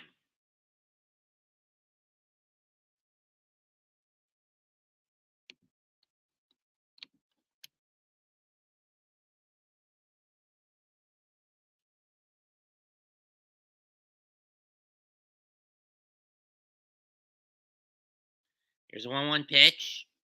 Swung and missed again. Strike two.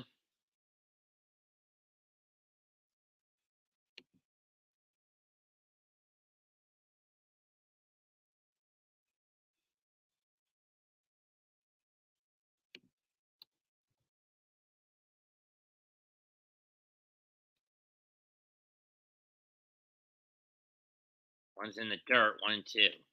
Or 2-2.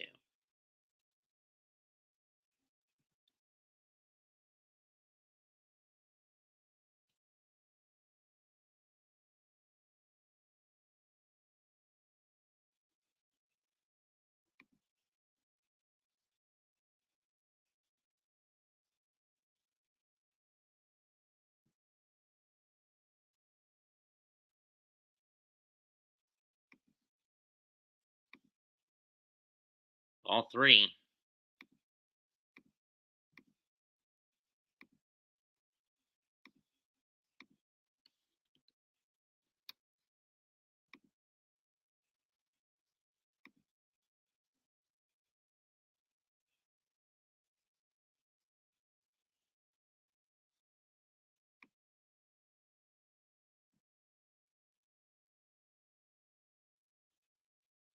And he walked him.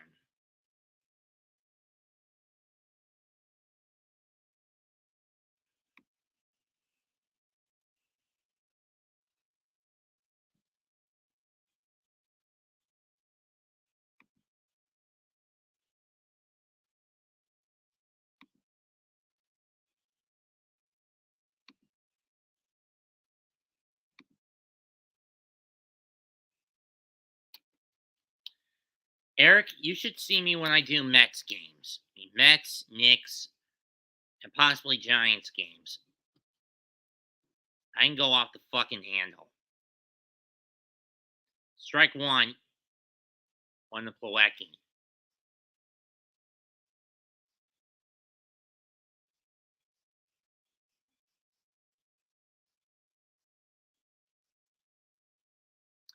Again, this is 7th in a row, I believe.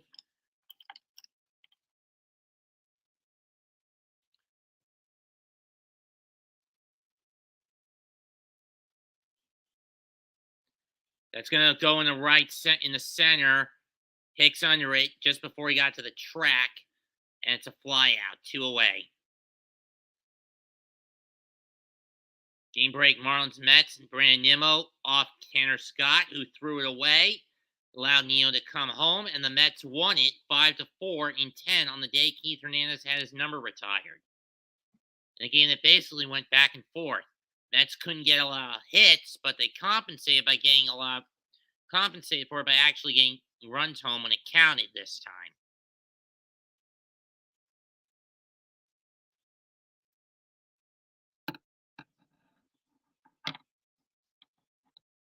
Yeah, struck out 11, but the trade-off was the hitting core did jack and shit for Max on Tuesday. He's got to go again on Monday against Atlanta.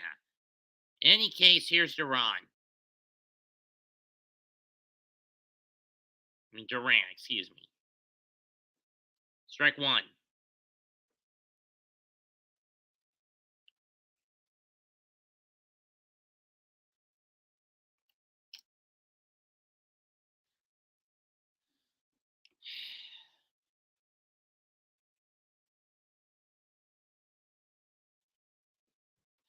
What do you want, Hibbett? Smith. The 0-2. Swing and a miss. Left side, Swanson to first. Hitson, Hibbett, cut that off so we can focus on this game. Please stop trolling me. Fucking asshole.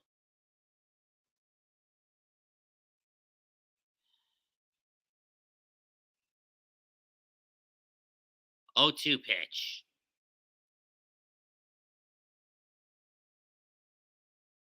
Got him swinging.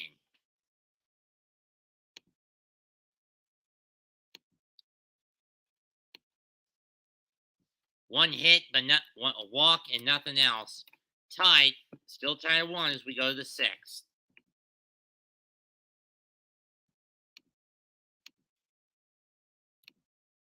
Forgot to save it.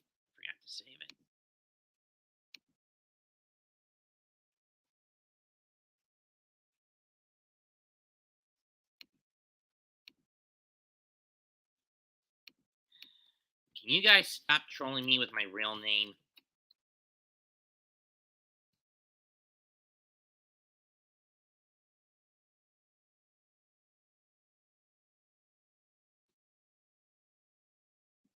Bunch of jackasses.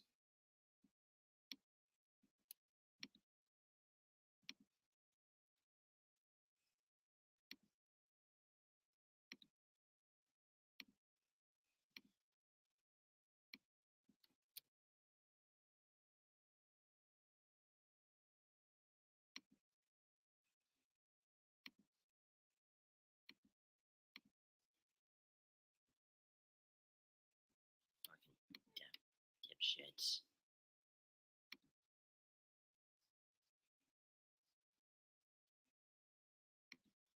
Yeah, I know. Hibbett's always been trolling me. Or just about been trolling me. But then again, everyone on the fucking Discord trolls me.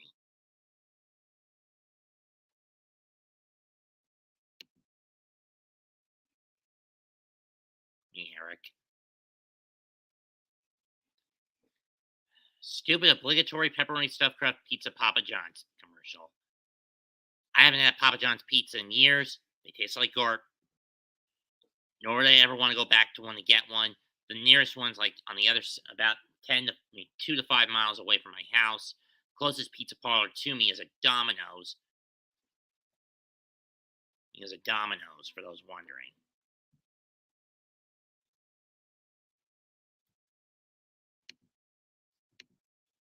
Who?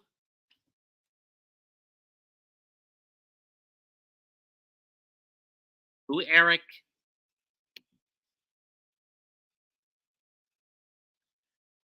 Looks like Cutter Crawford's done for the Red Sox after 5 innings.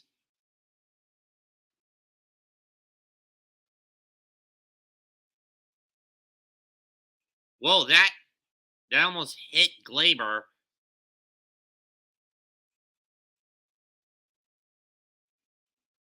So Crawford's done. He will not get a decision.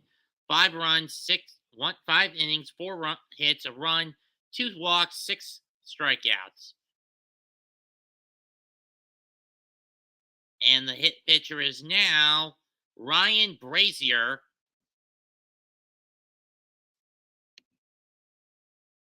Oh, that guy. Whatever. In any case, 1-1 pitch, line to right, base hit, lead off, single for Glaber. That's a 5th hit of the night for the Bombers.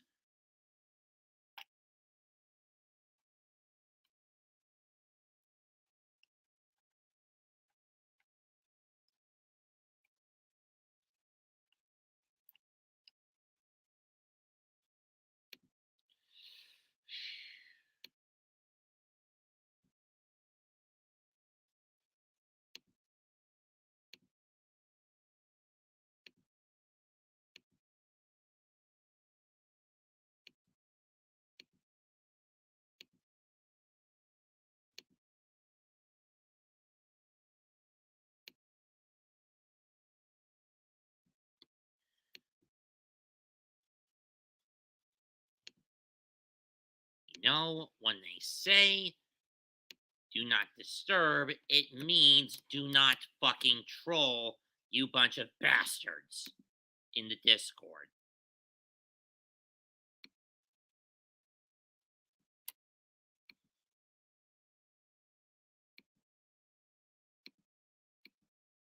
Towards the gap in right center. That's going to drop. Base hit for Rizzo. Torres around third. He's going to score easily. It's an RBI double for Rizzo, and the Yankees lead 2-1.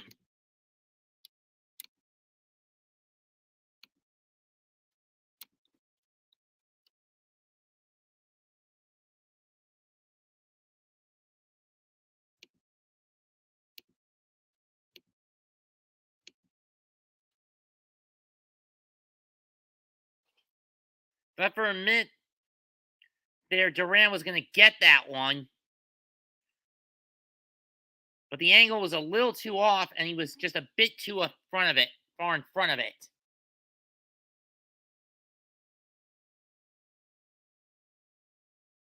And he was too late on the dive.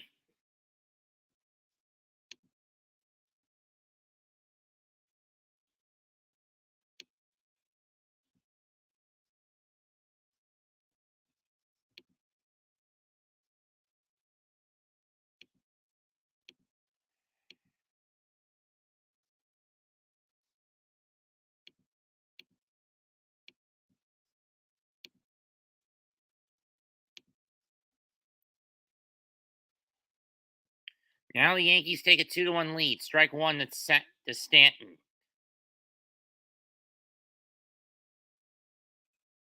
Frazier in trouble as he hasn't gotten an out on the first two batters he's faced. I mean, one was a clean line drive. I mean, the Torres hit was a clean line drive. That one had Duran gotten a faster jump on it, gotten the jump on it sooner, he would have been able to catch it. Strike three, Giancarlo has to sit down.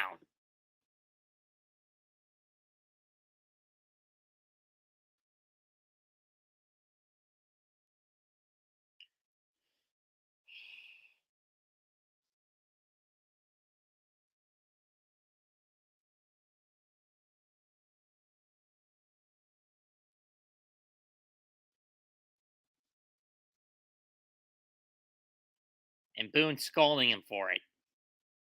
Here's Donaldson, runner at second, swing and a miss, strike one. So a single and a double to get the Yankees out in front here in the sixth.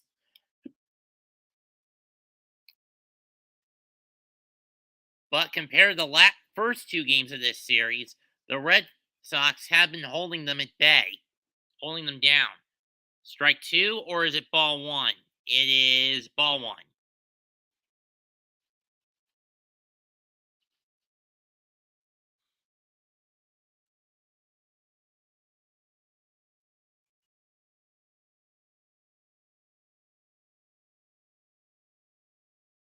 Fouled off.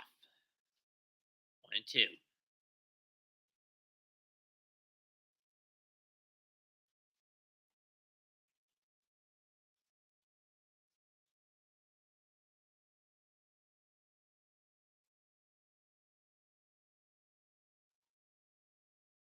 At this point, the Yankees are on pace to break the all-time single-season win record by a ball club. That's hit to right center. It's a left center. That's going to drop for a hit. Rizzo is going to head home. He's going to score easily. 3-1 Yankees.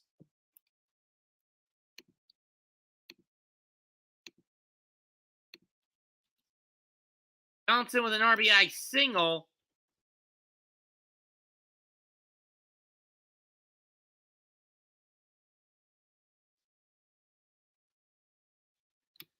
That one was off the end of the bat, and he blooped it mid-range left center. Normally that would be a double, but in Fenway Park, you're getting only a single out of that. You might get an RBI out of it, depending on how deep you hit it.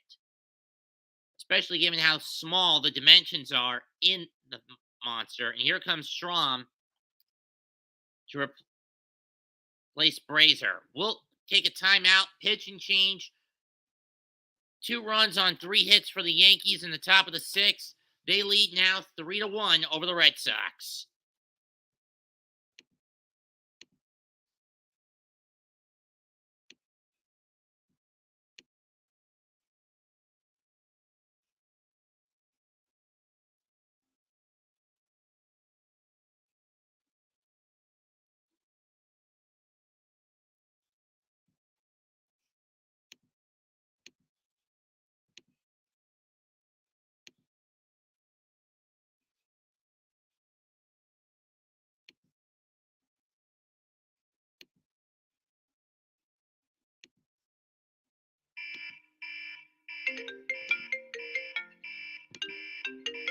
on a second.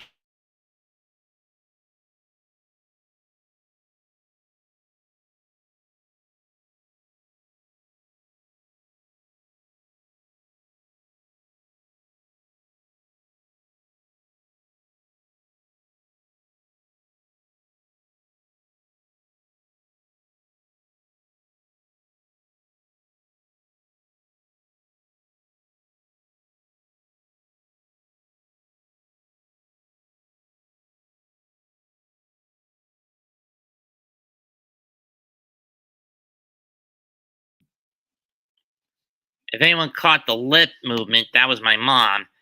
Eric, you hold.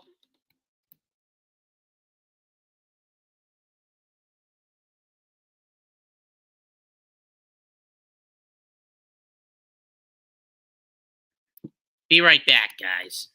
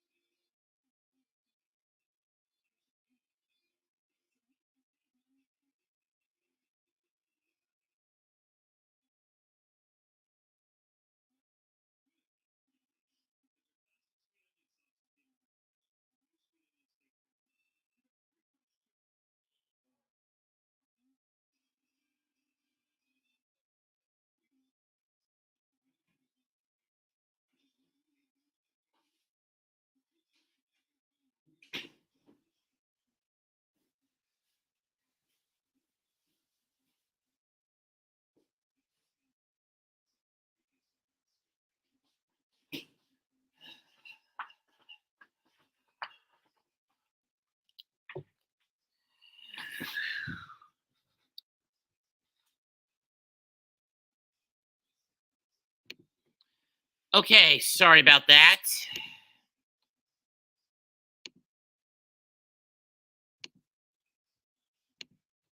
Let's see what happened while I was gone.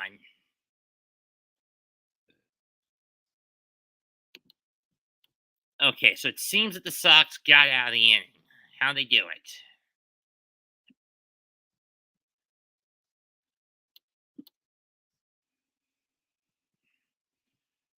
Okay, Hicks struck out on a foul tip after Gallo came in to pinch run for Carpenter after he walked, after he got a single and moved Donaldson over to second. And Kalefa grounded out. So we're now in the bottom of the sixth. Rev Snyder leading off for the Red Sox against Montgomery, and that's going out into the sea over the monster. And literally out of Fenway, we got a one-run ball game.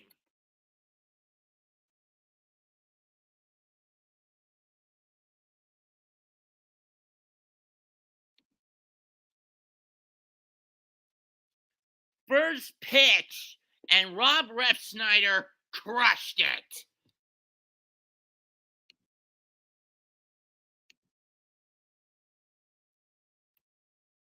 Defensive switch, Gallo goes into right, Hicks moves to left, Judge to center.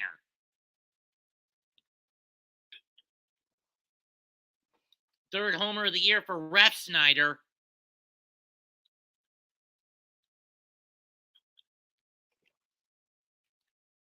And Valdez hits that one off the end of the bat. Judge under it. He's going to get it one down in center.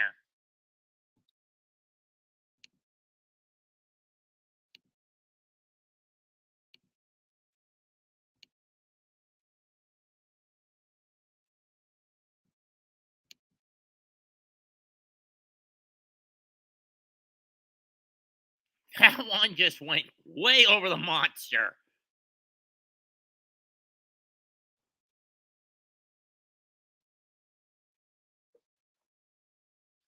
Absolutely crushed over the National Car Rental sign.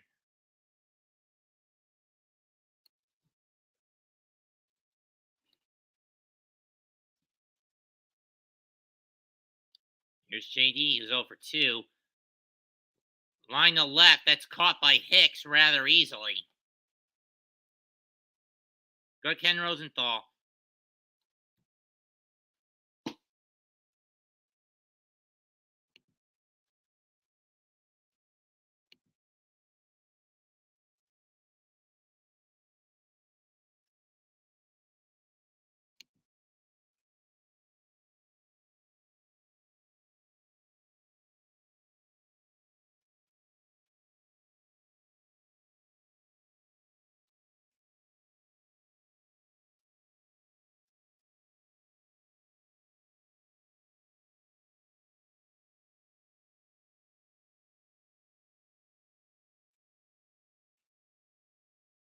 Bogarts takes ball 1. And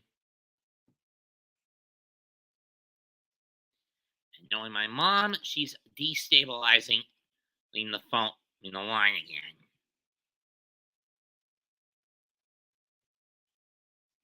1-0. Strike 1.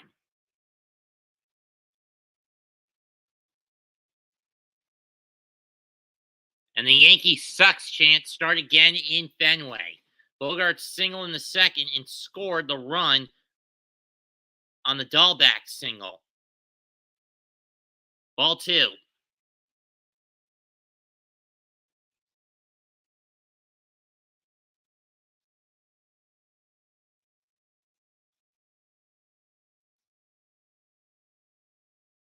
Here comes the Yankee pitching coach.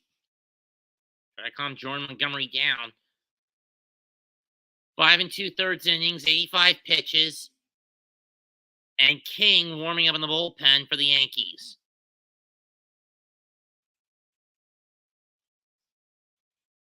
Next Saturday, we'll get the Yankees and Red Sox again, this time at Yankee Stadium, in the final series before the break. Others will get the Brewers and the Giants. Regional coverage is applicable. Therefore, those in the West Coast and those in the Great Lakes area are going to get the Brewers and Giants. Others along the East Coast are going to get these two teams again next week at Yankee Stadium. 2-1 pitch coming. Strike two. I don't know why Bogarts didn't go after that one. 2-2.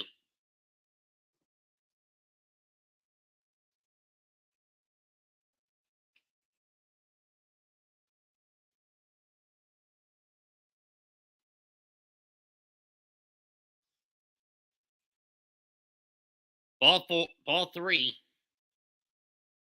Full count to Bogarts.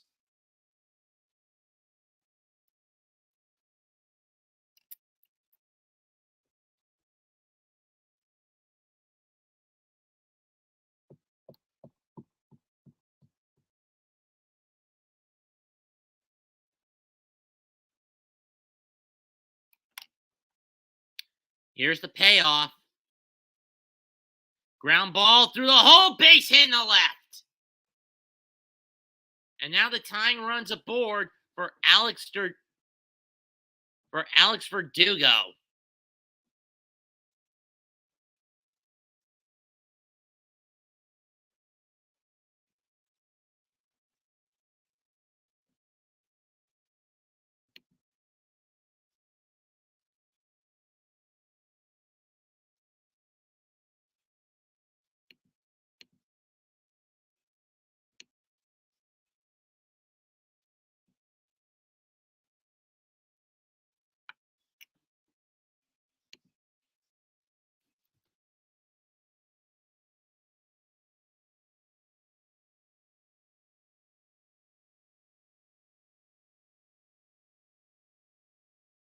Verdugo, strike one.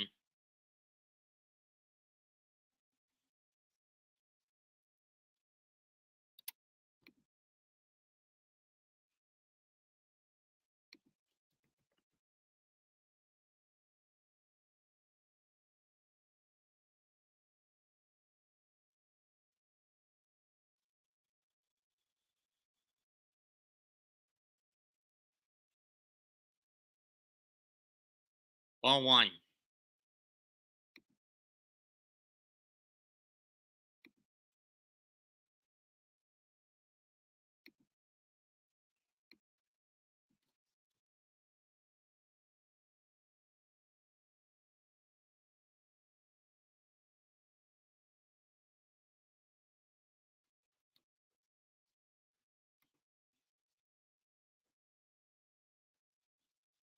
Someone's going to break that deadlock tonight. Here's a 1-1 pitch. Ball two.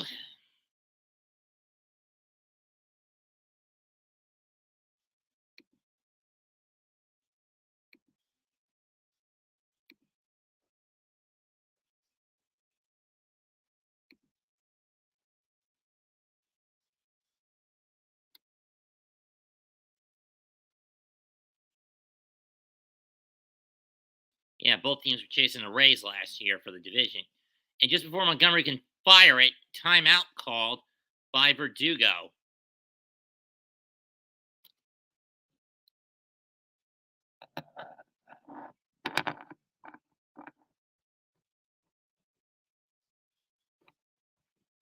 Yeah, the question is though, is this the Houston that matches up with the Yankees? Is it going to be with or without this? Using a desk lamp to substitute for a trash can. That's foul. Down the right field line, 2-2. So tell me, Houston, if you do play the Yankees in the postseason, are you going to do it without this? Or are you going to continue that when you play Minute Maid with this?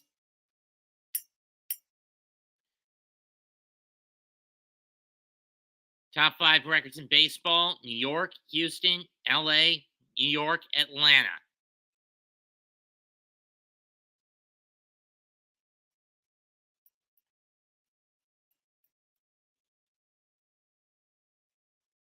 Including a combo no-hitter. 2-2. Instead, they're going to try to pick.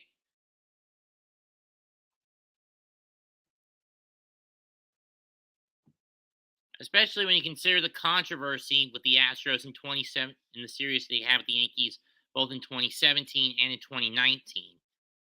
More so with the former than the latter.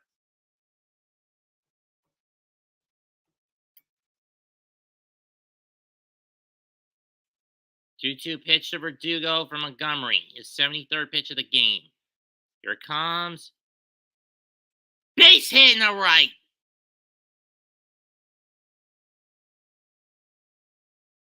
Runners on first and second. 2 out now for Boston.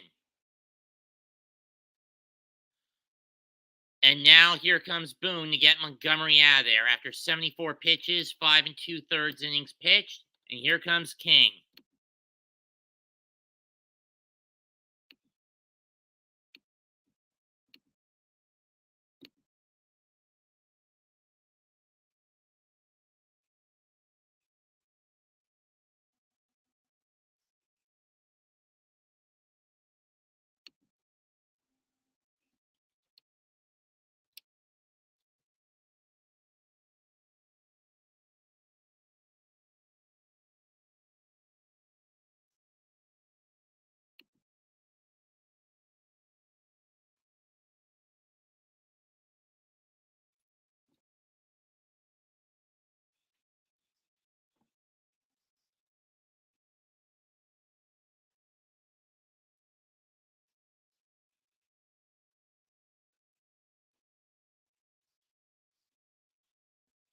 It'll be Story up next, with Bogarts at second and Verdugo at first, and 2 out.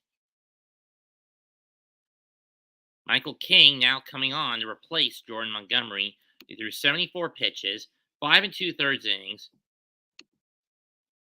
struck out 4, walked 1, 2 hits, 2 runs, 2 both earned, 5 hits, and a homer coughed up. On the other hand, Cutter Crawford left after 5 innings, giving up a run, 1 hit, 1 run, 4 hits. Bob's Burger movie ad. Bob's Burgers movie.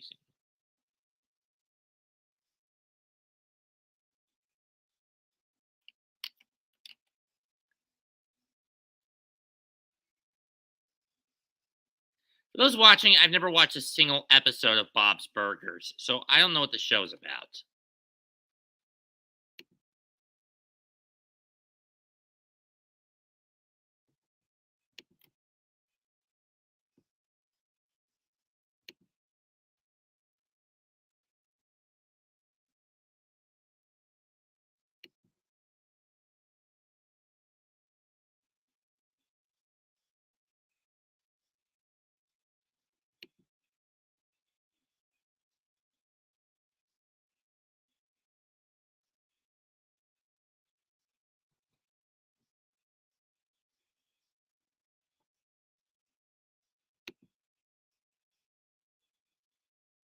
Here are the All-Star stars for the AL. Devers, Anderson, Altuve, Vlad Jr., Kirk in the infield, with Stanton, Judge, and Trout in the outfield.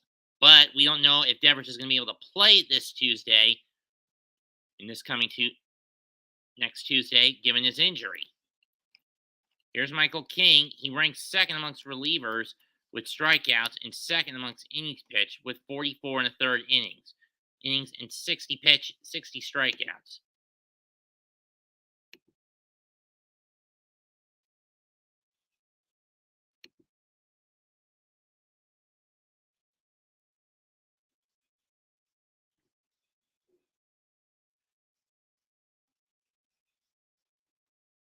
Story takes ball 1 just off the edge of the plate.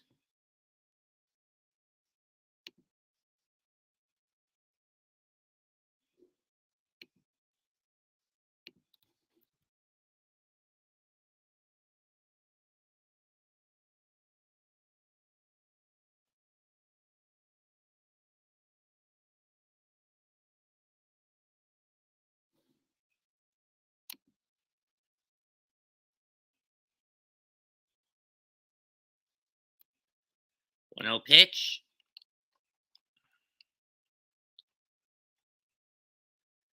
And Story pops that one up behind the plate. That's going to go foul into the seats, 1-1.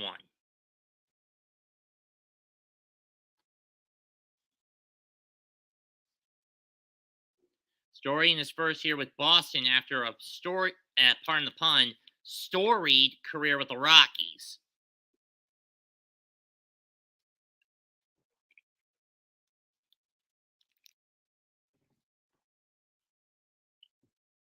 Let's go Red Sox chance breakout here now at Fenway. 1-1, ball 2. Just goes outside with the fastball, 2-1.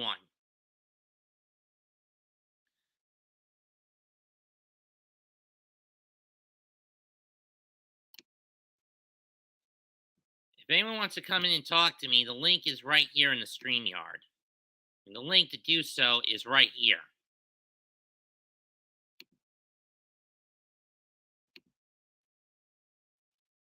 Story pops that one up, left field, Hicks under it, and unfortunately, he squanders the opportunity. Hello, Disney girl.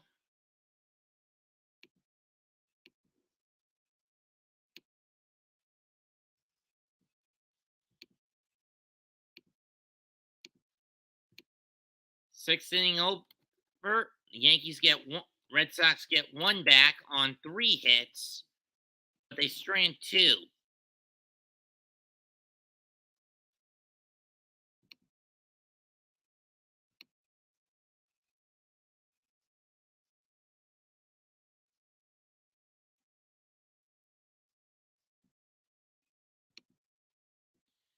Through 6, 3-2, Yankees.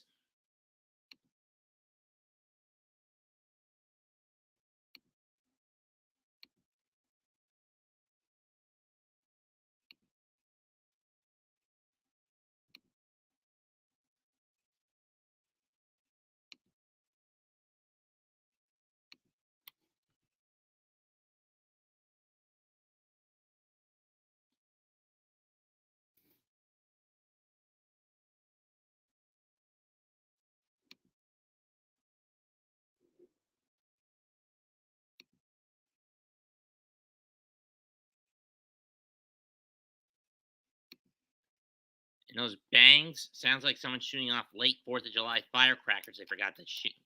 They forgot to let loose, or they're shooting a gun off.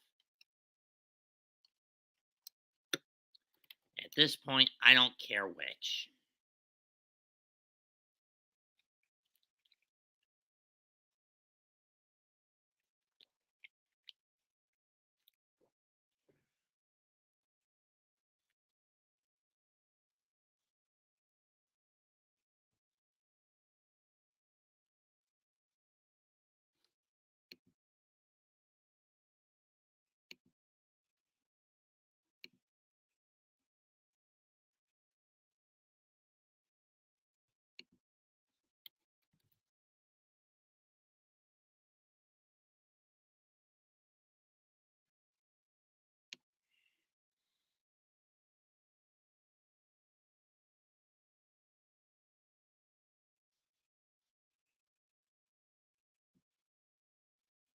Ugh.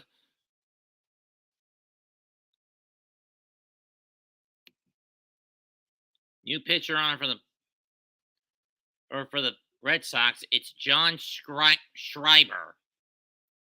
6 walks, 34 strikeouts, .64 ERA, 29 game pop-ups, .20 record. He'll face Kyle Higashioka to start the 7th, and he gets a ball out of it.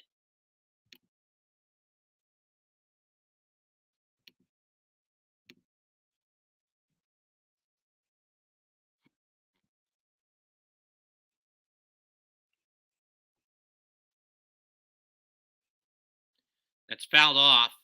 Back behind the backstop. 1-1.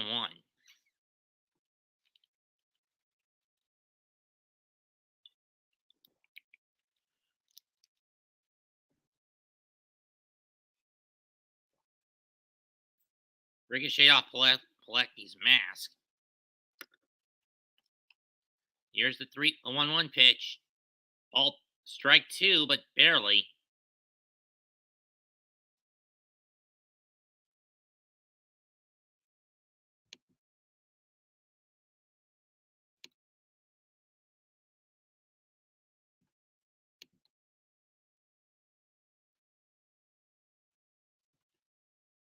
Ball two.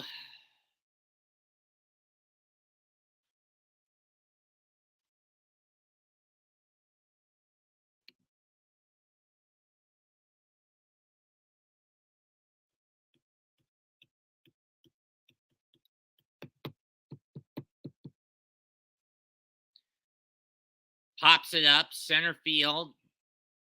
Duran's under it. Got it. One down. Angels and Orioles earlier today.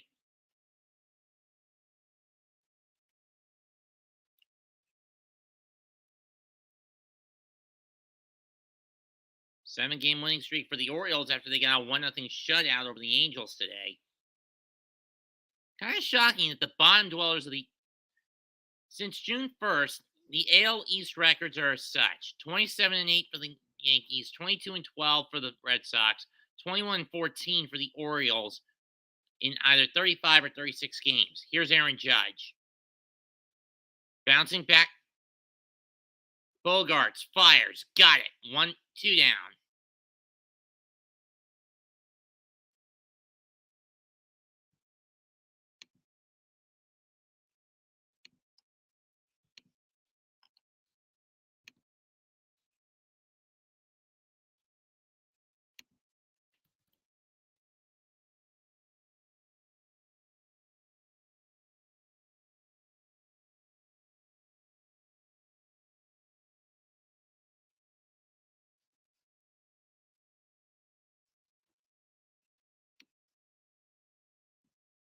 Ball one. On the Gleyber Torres, who also has a single, and he scored on the double by Josh Donaldson.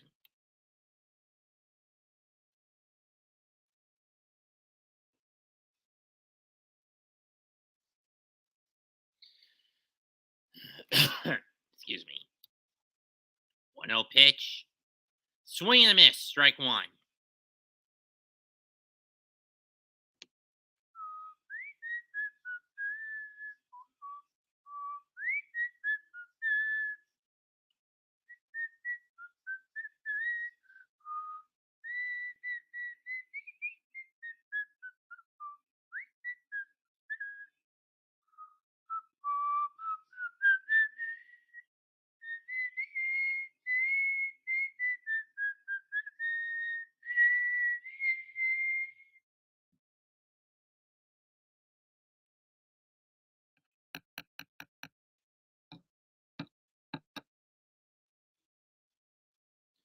Here's a 1-2.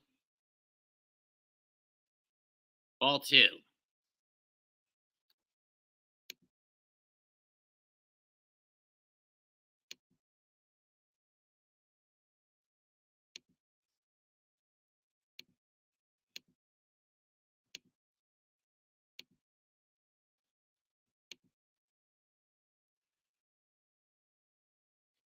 Two pitch to Gleyber. On the way. Here it comes.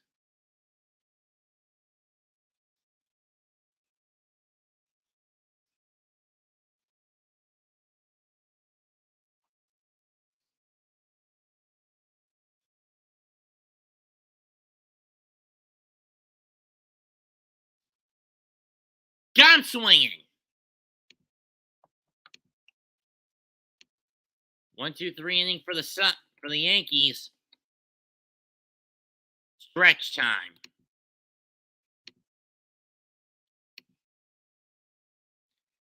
When I was a student, I'd write long essays that I'd work on for days. But now I'm writing short emails.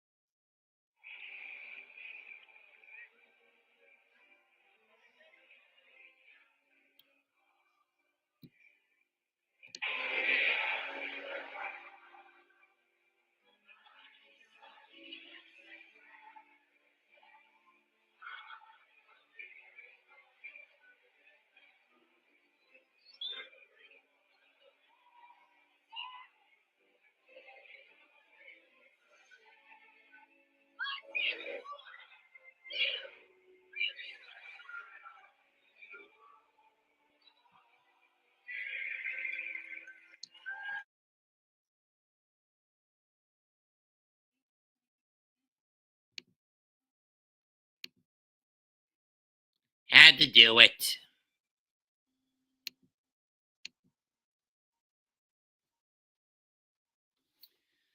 We go to the 7th. The lineup for the Red Sox will go as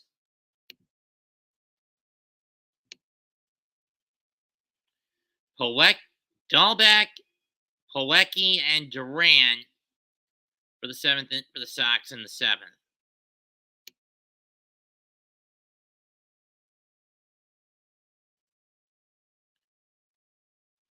The Sox even have a utility catcher. In the other Fox game, in the 8th, it is 3-1 in favor of San Francisco on a 2-run homer by Wilmer Flores.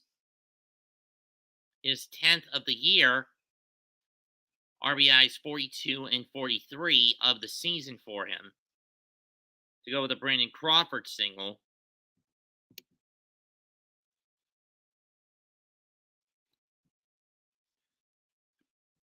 Numbers don't lie about that Yankee rotation. 3.14 ERA, 475 strikeouts, 16 starts at 7 plus, second innings or more, only behind the Astros. Fewest earned runs around by starters through 84 games in the history of the damn Bronx Bombers.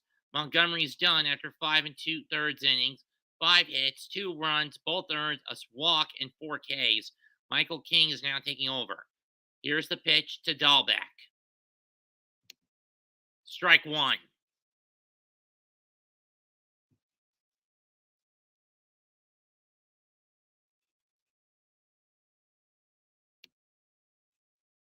A Munsters reboot?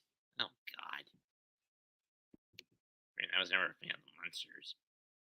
That one's foul back 0-2.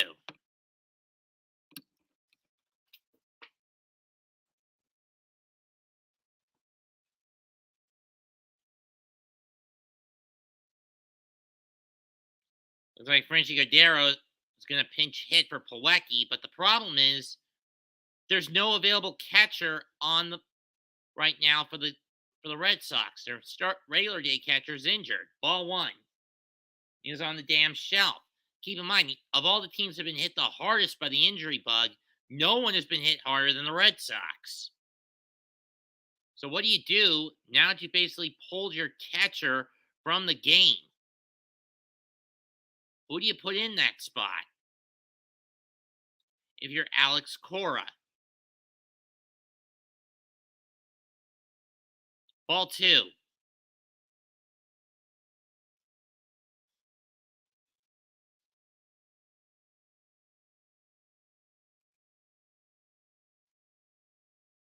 Houck warming up in the pen for the 8th for the Red Sox, excuse me.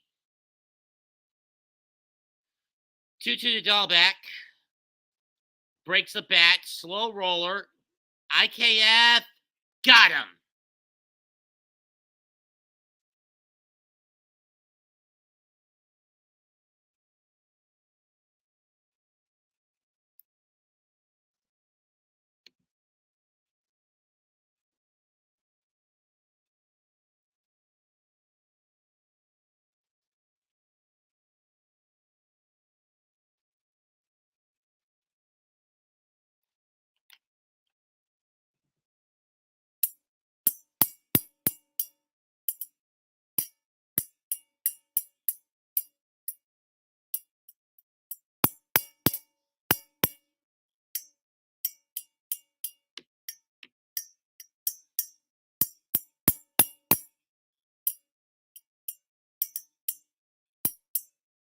Here's Cordero, again, pinch hitting for Kevin Plawecki. But again, I question this move as there's no backup catcher on the bench for the Sox right now. Anyway, in 50-plus games, 251 batting average, 3 homers, 22 RBIs, and a 724 OPS for Franchi Cordero. Strike 1.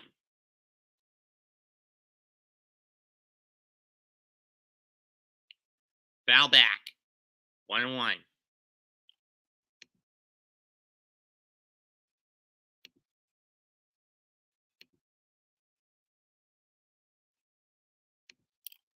That's better.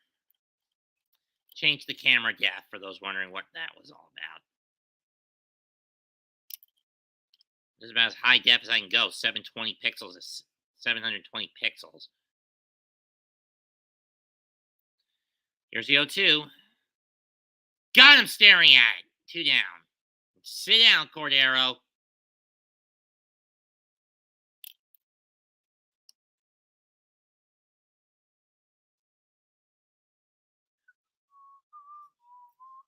I don't know if that's Carl Yastrzemski, Ted Williams, or the Babe in that statue.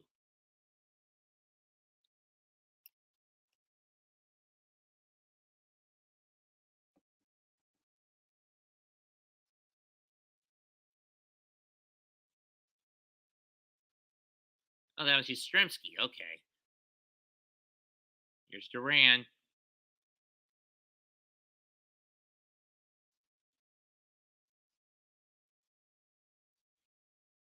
Jaron Duran.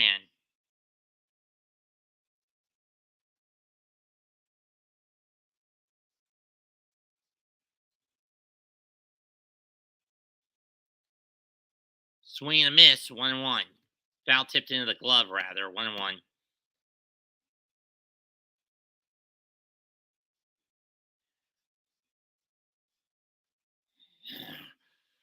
Mike, that was you.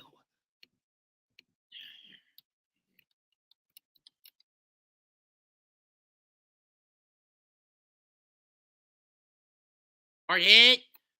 Lefter's got it. Byers got him.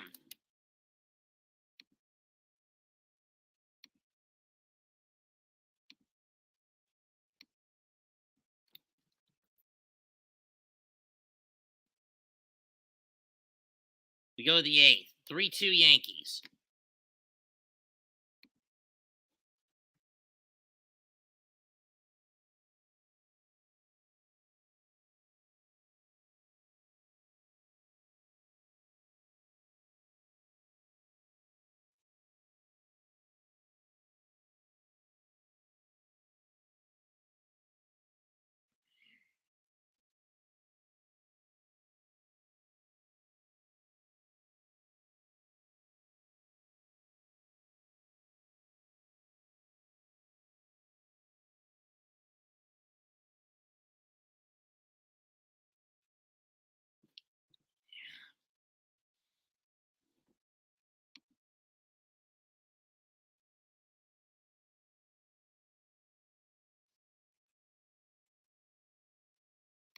Game's almost over anyway.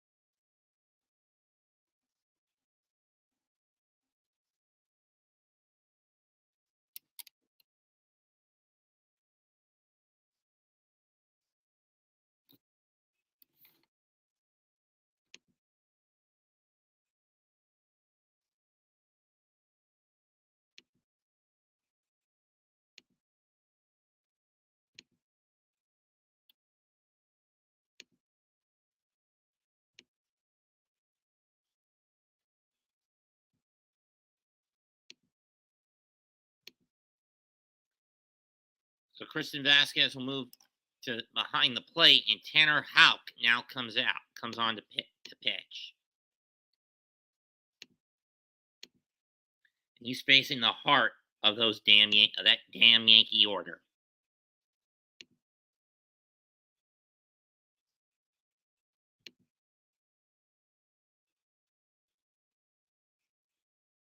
And the pitch comm on Vasquez's pitch comm battery went dead. Monday, it's the Mets and Braves on FS1. Also be available on SNY and Bally Sports South.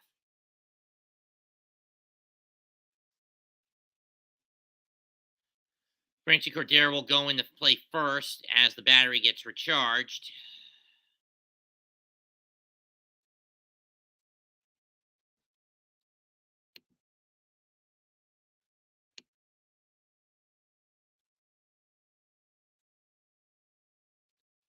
Dalbeck got the scoring started for both sides with an RBI single in the second.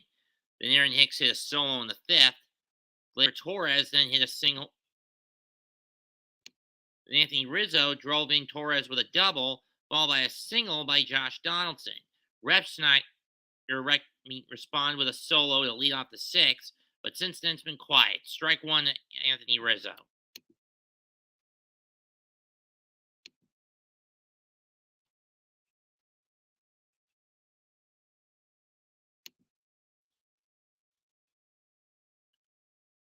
Ball one.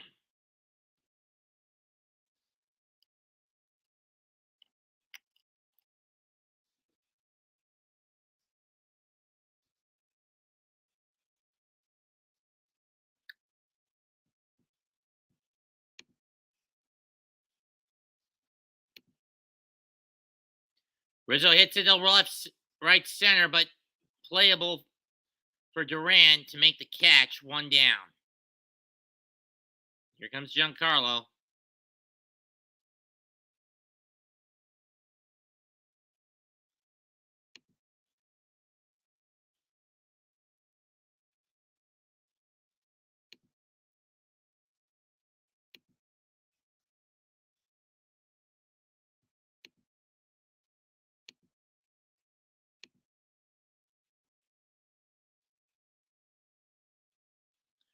Only Yordan Alvarez has hit harder than Giancarlo. Strike one.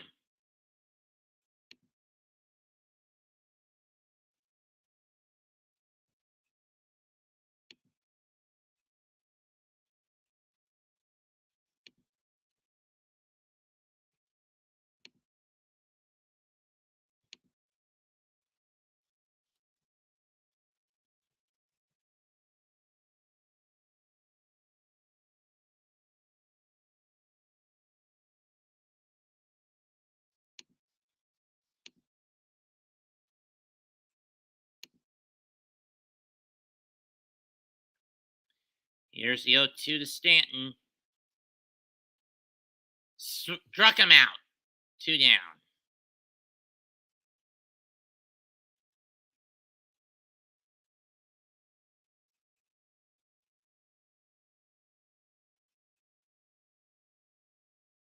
Just swung under it.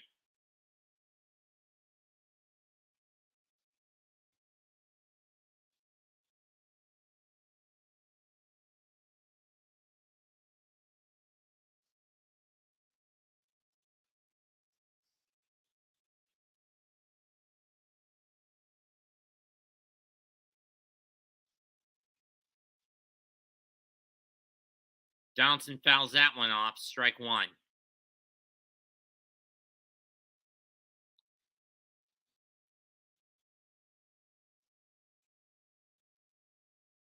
Donaldson hit an RBI single in the sixth that essentially has proven to be more or less the difference maker alongside the Rizzo double that got home Torres.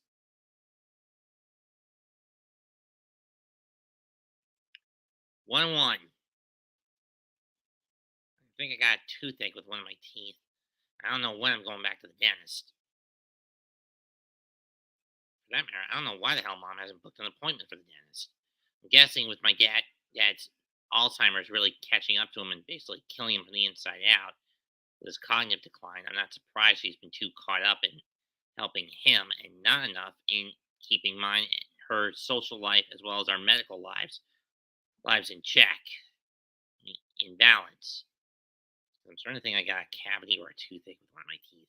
That one nearly hits Donaldson. 1-2. You're 3-1.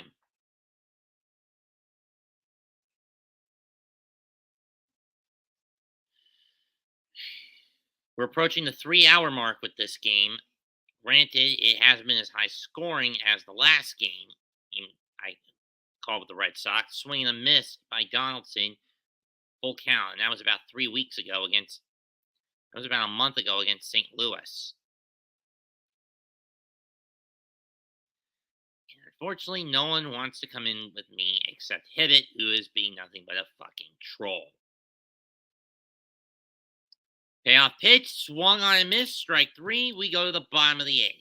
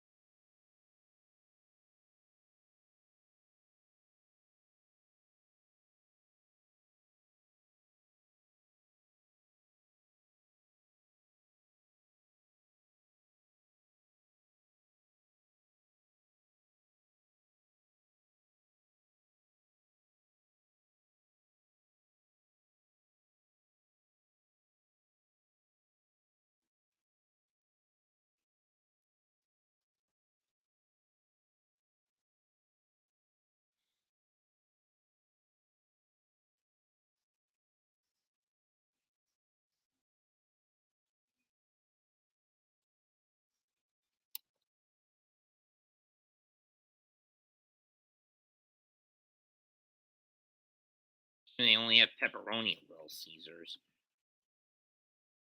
Look back at some of the classic brawls between these two teams.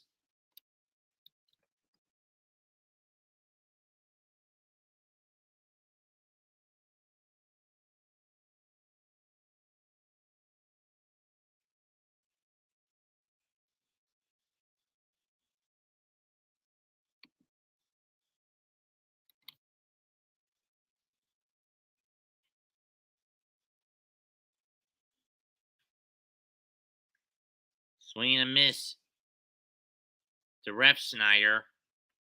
By Ref Snyder, 0-1. Yankees bullpen this series, 9 1/3 innings, only 1 run given up, and 15 strikeouts. Rob Ref Snyder, solo homer in the 6th. That was the last run coughed up by Jordan Montgomery. 0-1, ball 1.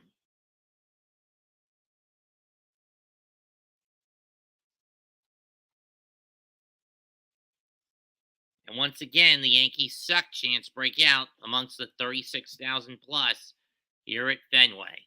Or at least I'm sure it's around 36,000. I mean, again, Fenway is one of the oldest and also perhaps one of the smallest ballparks in the major leagues, if not the absolute smallest ballpark.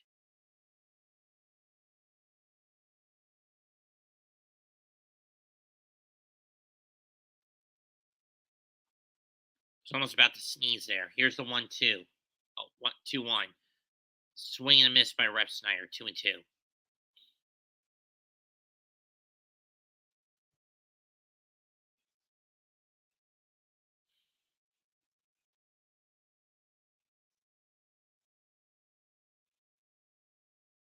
A dueling chance of let's go Red Sox, let's go Yankees break out at Fenway. Here's the 2-2 to Rep Snyder. Here it comes. On the outside, strike 3.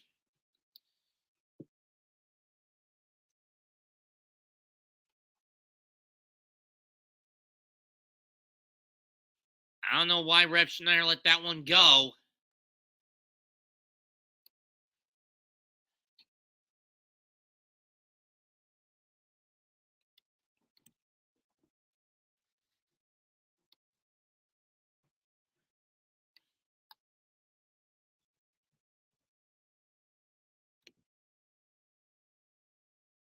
What do you want, Hibbett?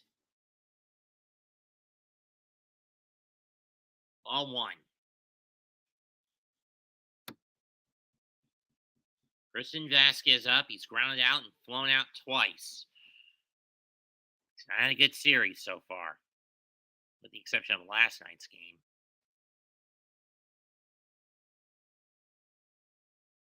1-0, strike one. Fine, I'll chill out, Hibbett. If you want to come in here, go right ahead. But on the condition of no trolling me with audio clips. With sound bites. Got it. We are doing this game, what's left of this game as professional as possible. 1-1. Fly ball center field. That's going to be caught by Judge on the dive.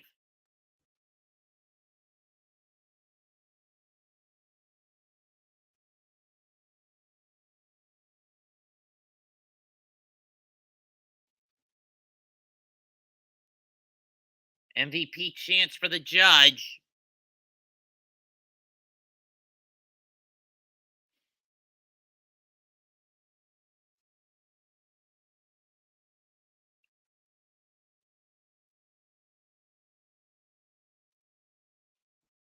Not a bad catch by Aaron Judge.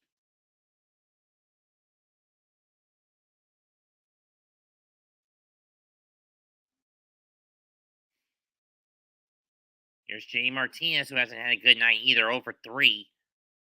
Did he go? No, he did not. Ball 1. I don't think he went either. Fly out and 2 direct lineouts for Martinez. Let's just say fantasy baseball this week has not been kind to me. But then again, that's because Wilson Contreras is out with a damn hamstring injury for the Cubs, which is pissing me off. Here's the 1-0 pitch. Down the right field line, heading towards the pesky pole. Foul. And just short of the pesky pole.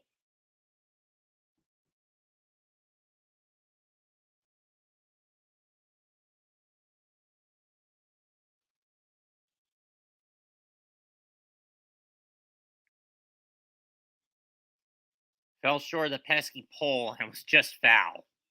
And it went foul anyway.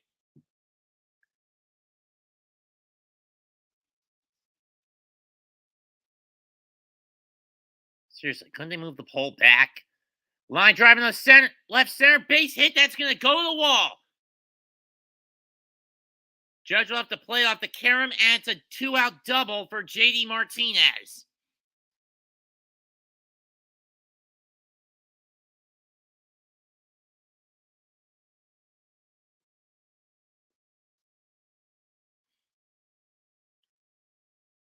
And now they're bringing the pinch runner. I believe that's Jackie Bradley Jr.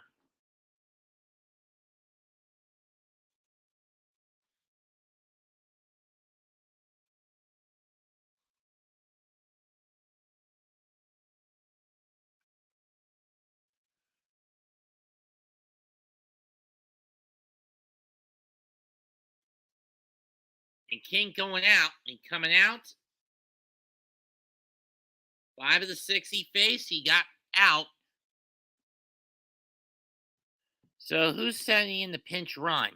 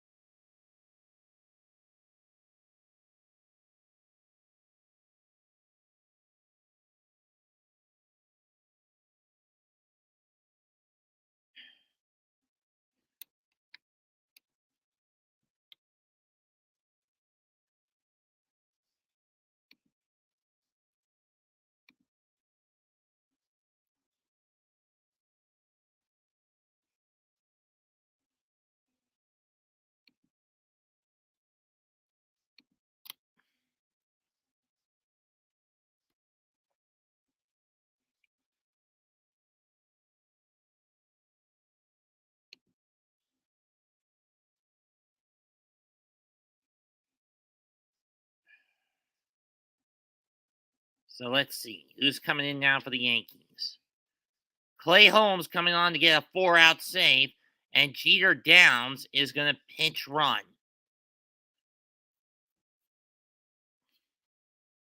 Hang on to your hats, folks. Remember, with the injury to Aroldis Chapman, Clay Holmes has had to step up as the Yankee closer, and the 4-year pro from Slocum, Alabama, from Dothan, Alabama, has done just that.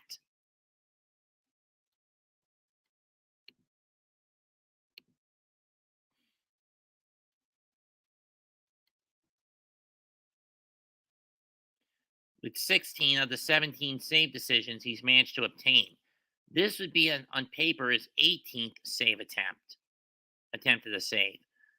And all the saves he has managed to record have been with the Yankees. He wasn't able to get a single save as a Pirate, as he was mostly used to hold the line for the save situation. Lowest ERA amongst MLB relievers, Clay Holmes of the Yankees, .47 ERA. He'll face Sander Bogarts, who has 2 singles and a run, and the tying run in the form of the speedy Jeter Downs on its second. Strike 1. Or ball 1, excuse me.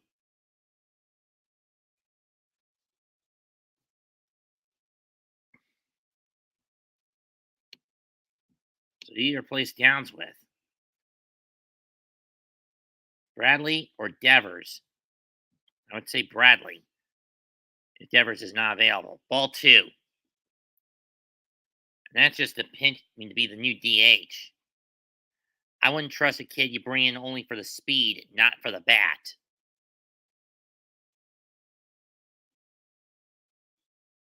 That if the Sox take the lead or tie the game and force it into extras at best. 2-0 pitch. Strike 1 just got in on the corner, got that internal corner.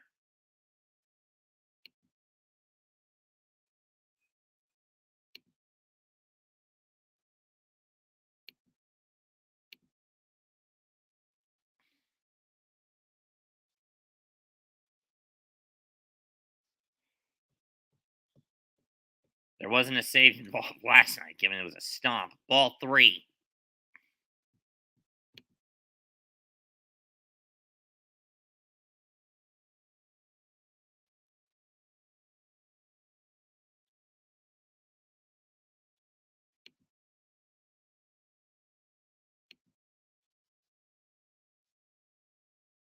In just over 3 hours, so once again, another Sox game has gone over 3 hours for me.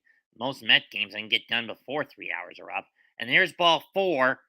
So Clay Holmes off to a bad start here in the 8th. As he comes in to try to get the 4-out save. Here's Verdugo. Verdugo is up next.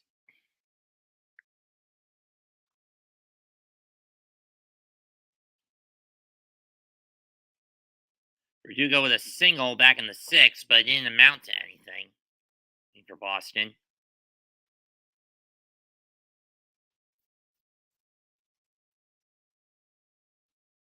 Sox trying to spark a rally here. Runners on first and second. Tying run at scoring position. 2 outs. Yankees up 3-2.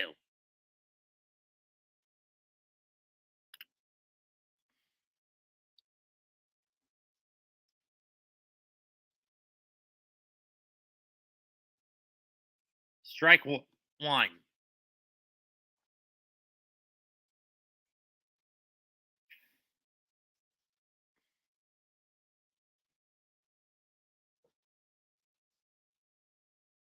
Must have gotten 5 outs in that game. Just needs 1 to move to the 9th. Here's the 0-1 pitch. That's fouled off. 0-2.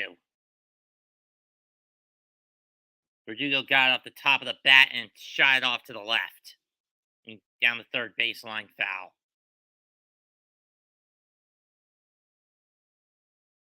A 2-strike single, depending on how far it gets hit, could score the tying run and blow the save for Holmes, which would only be his second blown save of the year. if Verdugo hits it and gets a safe hit. Here's the 0-2. Ground ball through the hole, base hit! Downs heading home, and there will be no relay throw, tie game!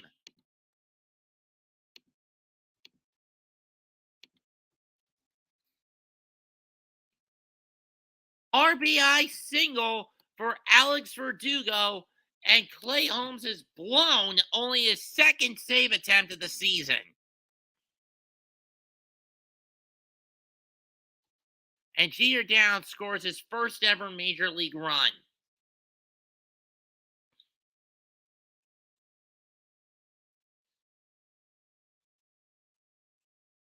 Shift went too far to the right when they should have played it more to the left. Verdugo saw it and smacked it through that hole on the short side. Same position, different verse. We're tied at 3 now in the 8th.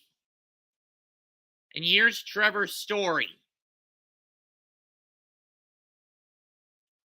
Ball 1.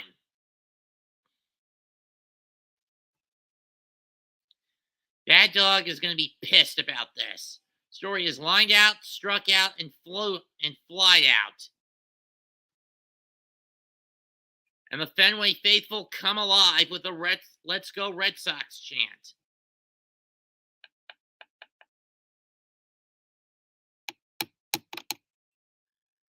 Chopper.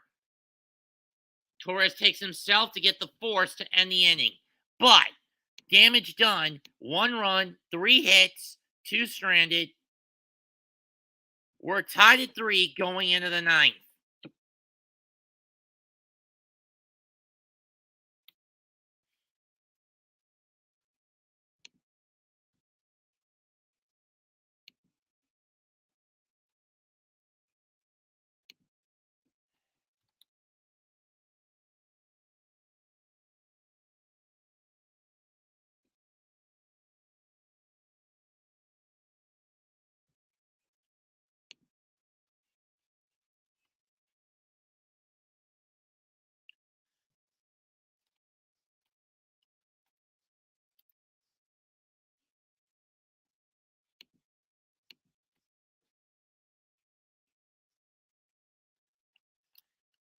Alex Verdugo, of all people, ties the game in the bottom of the 8th.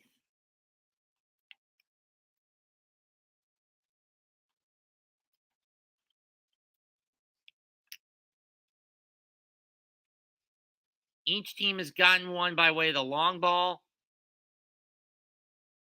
an RBI small ball, and 2 off RBI small ball. For those wondering, I'm not going to see Thor: Love and Thunder. From what I heard, it plays it way too. From what I've heard in one review, it played it way too safe with the rom-com setup and pushed King Valkyrie to the background, into the back seat. From what I understand, many say it's probably one of the weakest outings in the MCU. But then again, Phase 4 has been a pretty weak outing for the MCU, as people are getting sick of the woke diatribes.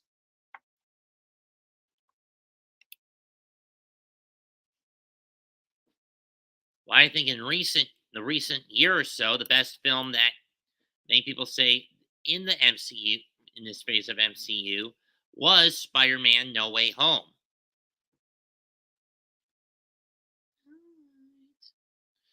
Party every day. There's the guy who's gotten the game-time hit, Alex Verdugo. He moves to left field. Gets ready for his move in left field. Shock. And Clay Holmes cannot believe it. But then again, Yankees late game magic, 18-7 record in 1-run games, 10 walk-off wins, 26 cover behind us.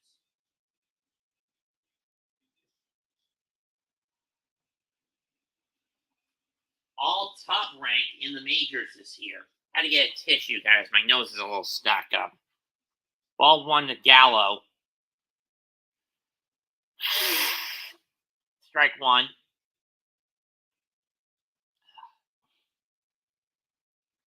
Gallo, horrible hitter. Only hitting 1 out of every 6 he gets thrown his way. 10 homers, 21 RBIs. Ball 2. And let me just do it like this, guys. If Gallo gets out, I'm going to channel my inner bad dog. Because where his most hated player in the Yankees is Hicks, mine is Gallo.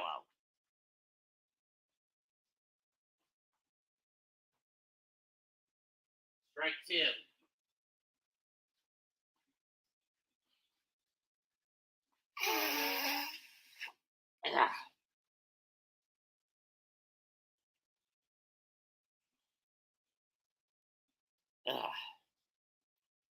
Looks like Clay is not going to be pitching the ninth for the Yanks.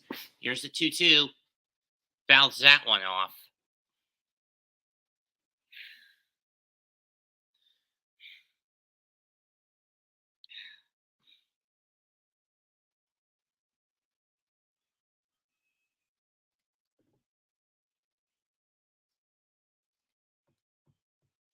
Yankees have been retired eight straight by the Sox pen since the 6th and since the 7th.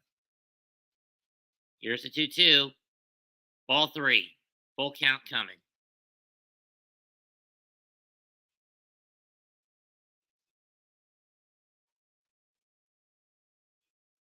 Gallo really screwed up last night.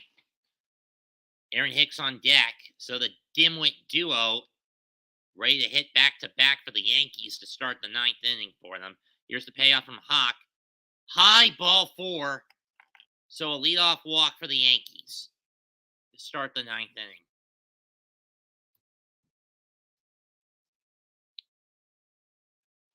Monday the 19th. On ESPN is the Home Run Derby at 5:30. Tuesday the 19th, 2 p.m. on MLB.com, MLB TV, The Red Carpet Show.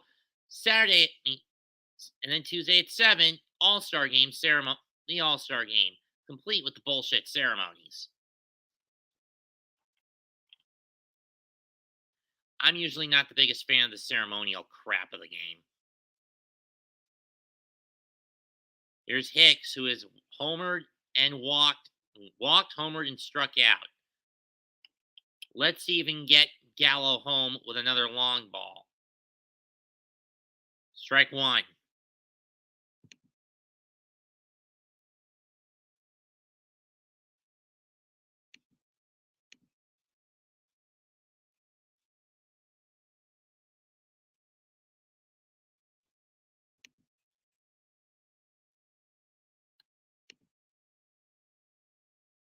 Now takes a lead. Ball 1. Ball 1. 8 leadoff hitters reached base tonight. Last 2 games, 7 of them scored for the Yankees.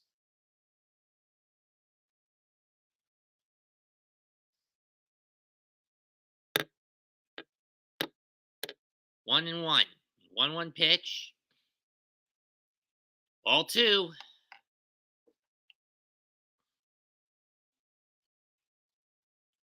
Hawk in trouble.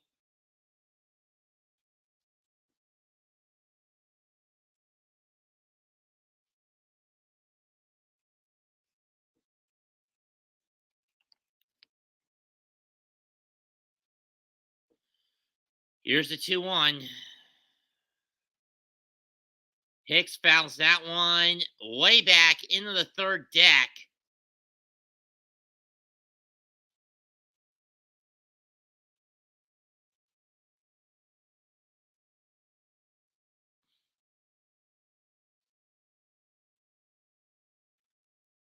For those wondering, I'm going to hit, after I walk the dog, I'm in the showers after this game.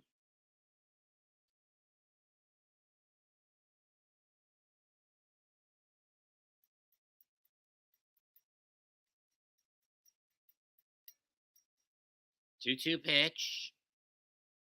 Fastball into the shift. 6, 4, 6, 9 time. They only get the force.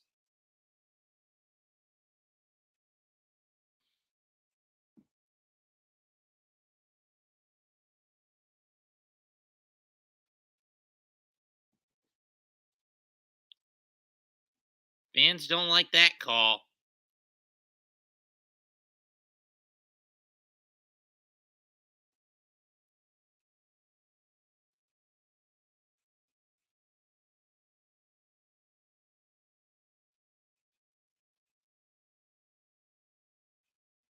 Just barely made it safe to the bag, did Hicks.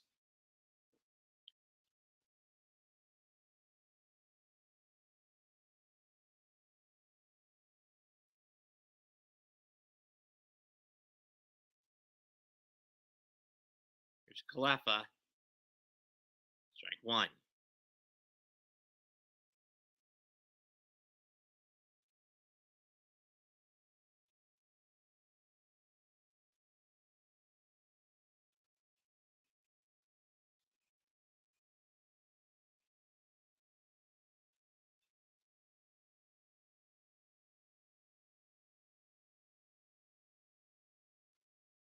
Chopper, back to the mound.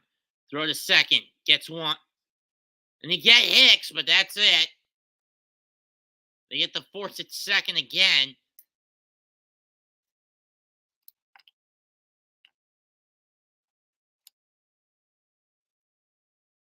Or did he?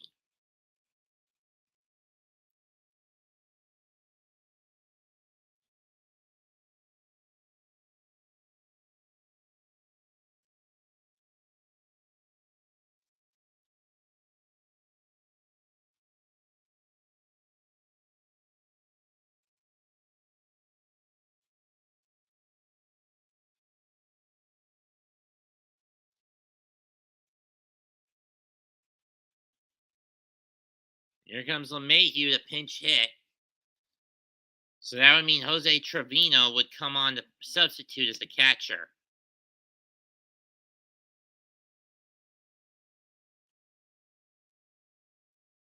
And the Let's Go Red Sox chants begin again in Fenway as time is called. This year, LeMahieu in 75 games, 265 batting average, 8 homers, 34 RBIs, 7.68 ER OPS. Other games that have wrapped up. 3-1 San Francisco over San Diego. They get back over 500, but just barely. Ball one in the dirt.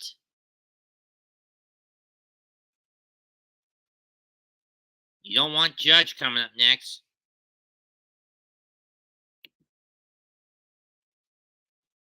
Stupid ads.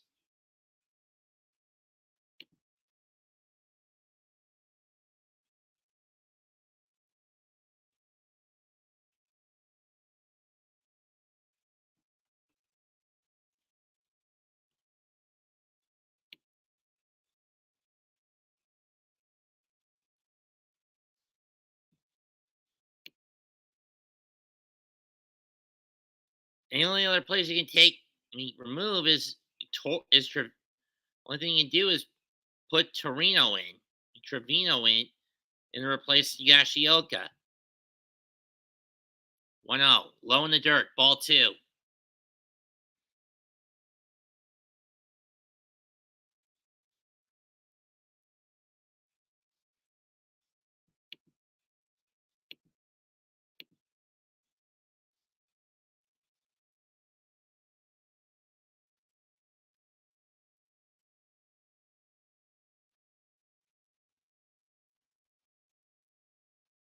Two 0, strike one.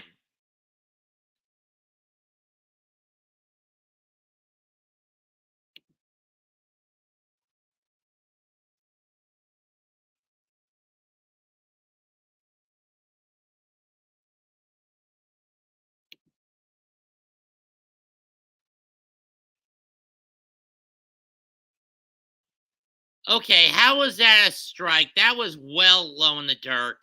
2-2 regardless. Let's see where this pitch landed.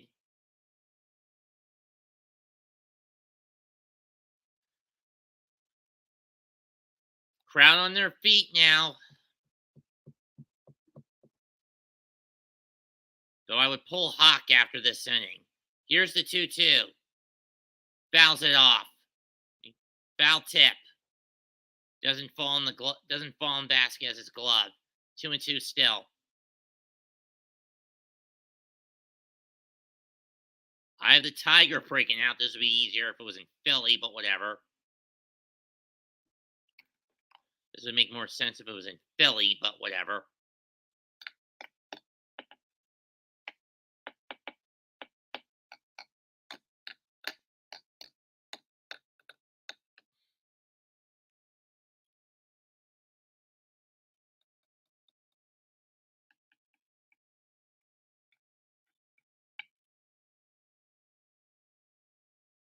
Two. Ground ball. And they get the force to end the inning.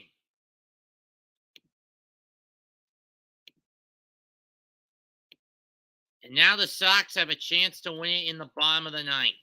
We'll go to it. It'll be Delback, Velasquez.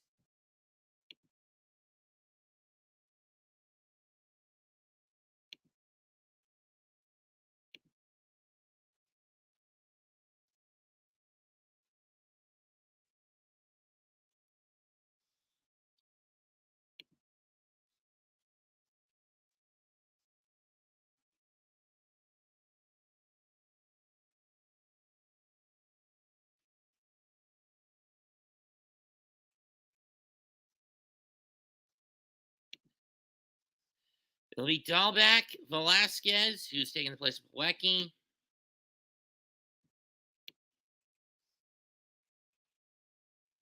And Duran.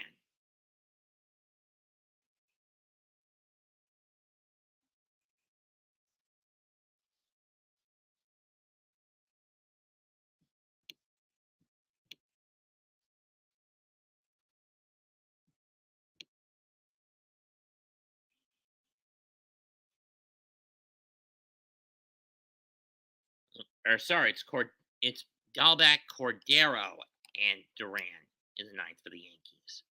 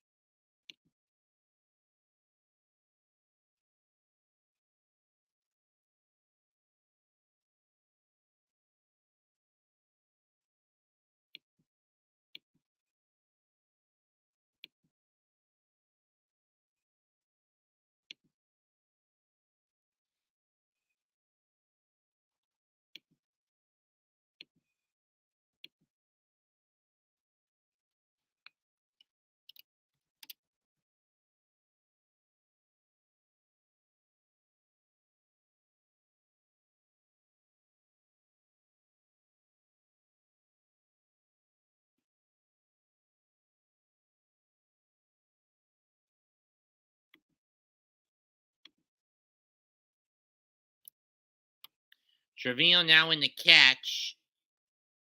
Holmes back on the pitch.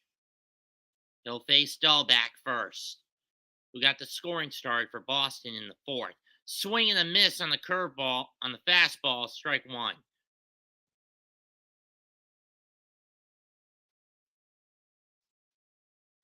Or second inning, I should say.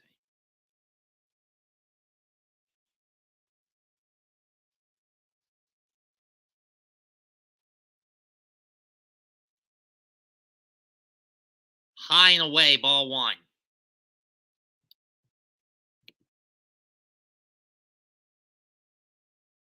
That sinker just couldn't sink. Just didn't want to sink there.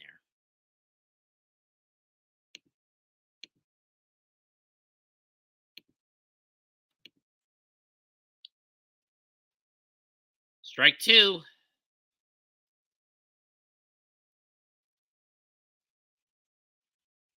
Trevino, excuse me. I never could pronounce some of these guys' names right.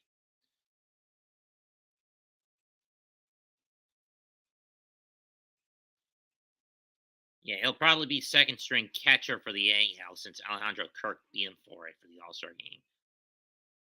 And rings up Dalbec for strike three. Sit down, Bobby.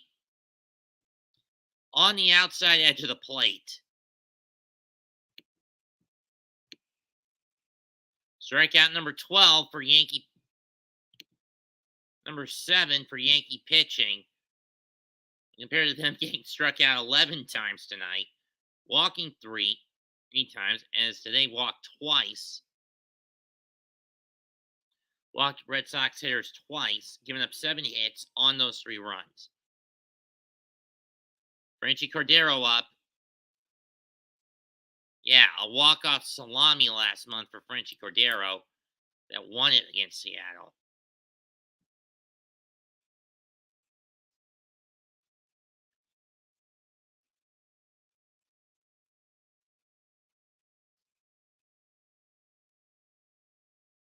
One zero. Flying down the left field line, but it's going to hook foul. 1-1.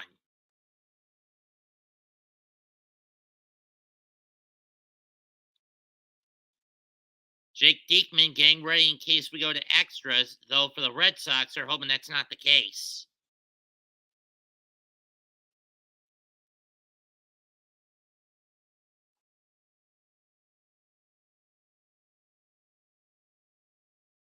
Chopper off the plate. This is going to be close. Got him. 2 down.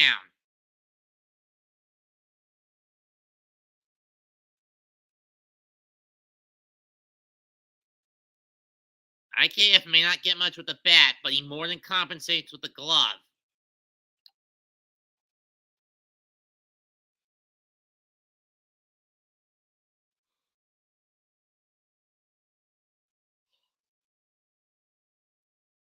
This will be, if the Yankees get one more out, this will be my first ever extra inning game I'm going to call. Much to my annoyance. Jaron Duran may be that case. 2 strikeouts and a ground out on an 0 for 3 night. This is one caught by... What a dive by Donaldson to smother it. Flings it to first, and we're going to extras.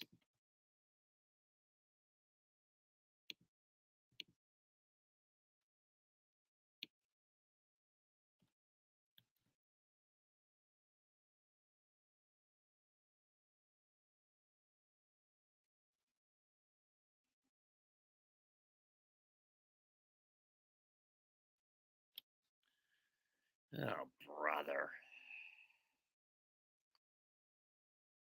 Folks, I want to ask a question. Take this with a grain of salt with what I'm about to say.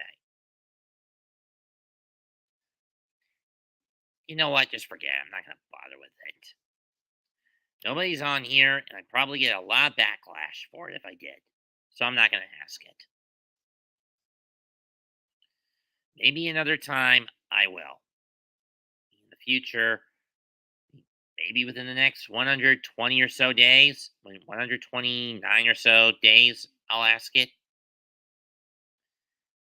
I don't know.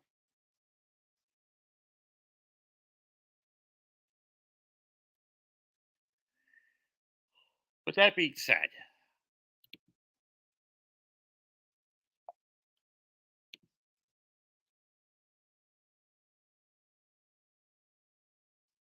it'll be Judge, Glaber, and Rizzo to lead off the 10th for the Yankees. And it'll be Trevino subbing for LeMahieu to serve as the ghost runner.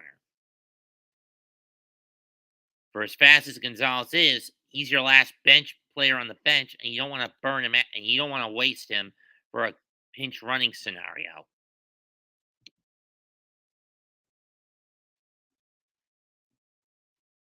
Like I said, I've said this before, I say it again, I fucking hate the ghost runner rule.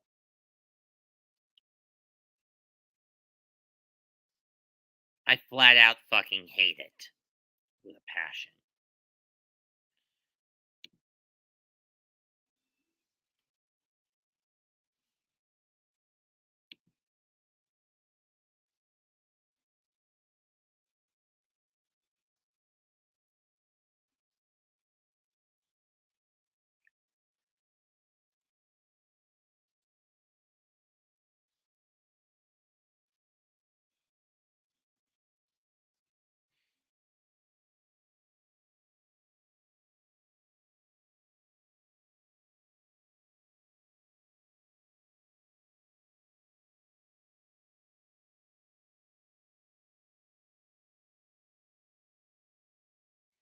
Here's the judge. First pitch for Diekman.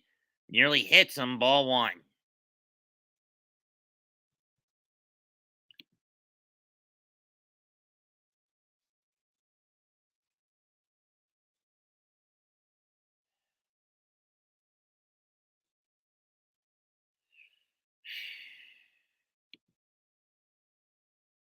One zero.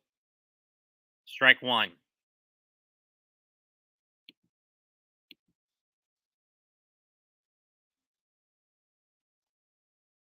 Diekman has been giving up a little more to righties than he has to lefties in 34 games that he's popped up in. Though granted, in both cases, both sets of hitters are. Judge lines one in the center field. That's going to fall for a base hit. Here comes Trevino. He's going to score, and the Yankees are back on top on an RBI double by the judge. It's 4-3.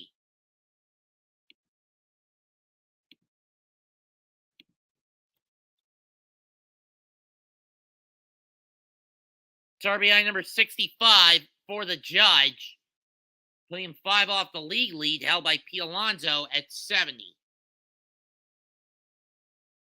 Just line that one into the gap. Off the end of the bat, a little low off the end of the bat, in the left center.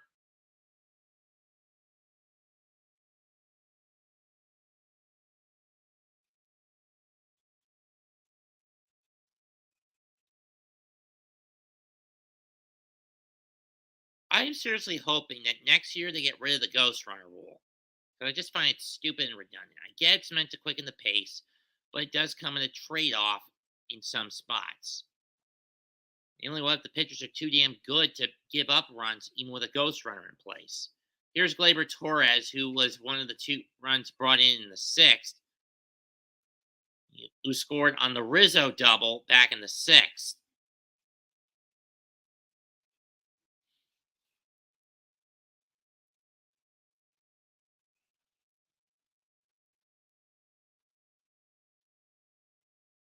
Shift more to the right. And Gleyber pops that one foul out of play. 1-2.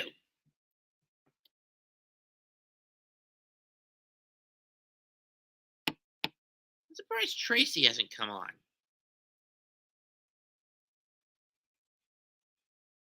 Peralta on to close it out.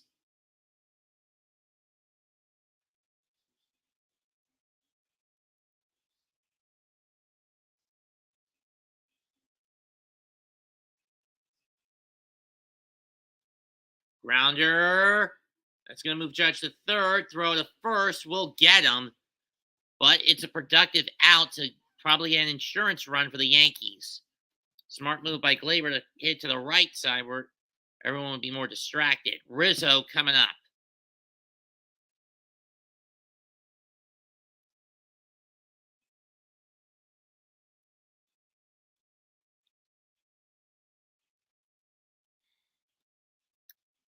Let me put it like this. In terms of baseball games, this is now officially my longest call of MLB ball games all time.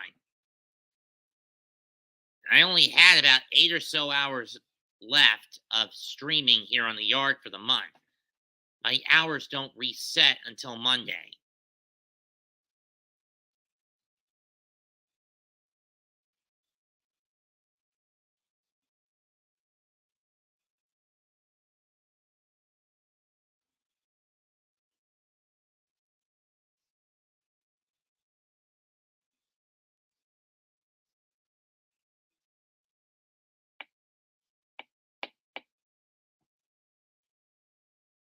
Rizzo takes one on the outside corner, strike one.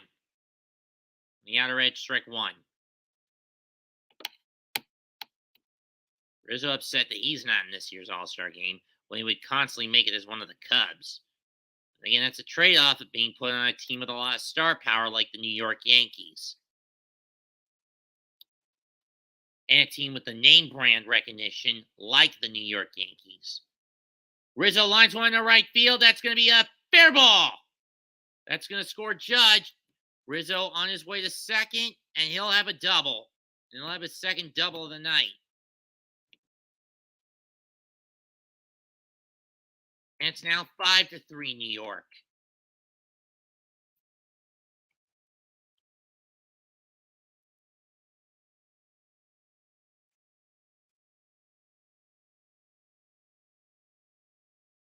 Hanging slider that went over the plate, hung a little too long, and Rizzo just zipped it down the line and right. I mean, down the first base line, down the right in the right field. Here comes the pitching coach to try to calm Jake Diekman down. Rizzo the Rat.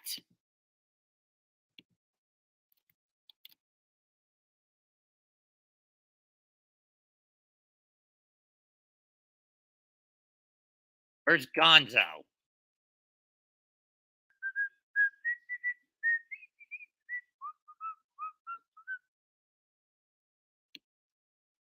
Good thing I'm not in the chat tonight.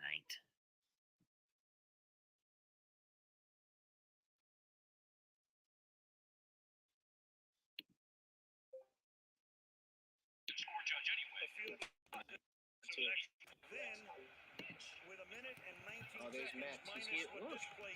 How's Max hitting you? Seattle will get the ball, and all they will need is a field goal to win the game. And they get Rizzo at third. Third on the rundown, on the pickoff attempt. 0-2. Against Giancarlo.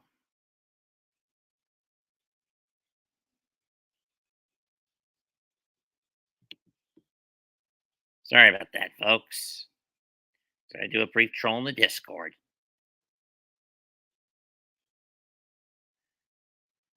I don't know why Rizzo tried to take off for third. That one's popped foul by Giancarlo. Still 0-2.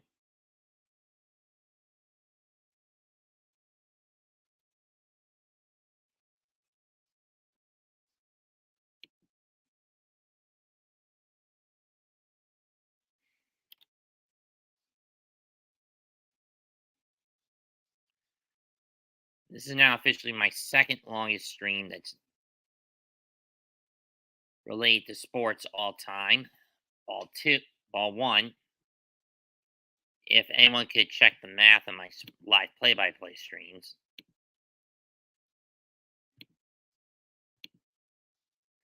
The hell with it, I'll check it myself. Here's the payoff. Here's the 1-2 pitch. Fouled off again. Still 1-2.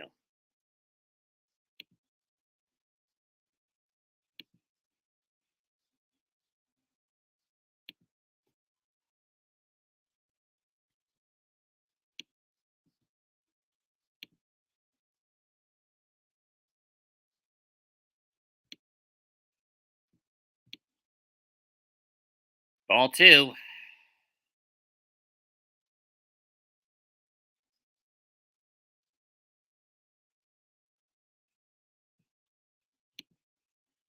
Okay, now this is officially my second longest stream of all time.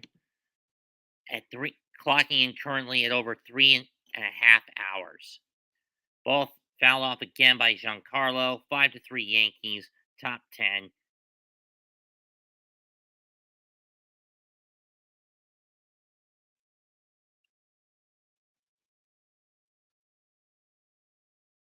Eesh.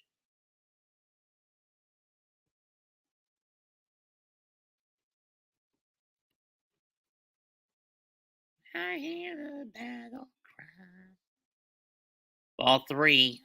I think Diekman's getting a little worked up.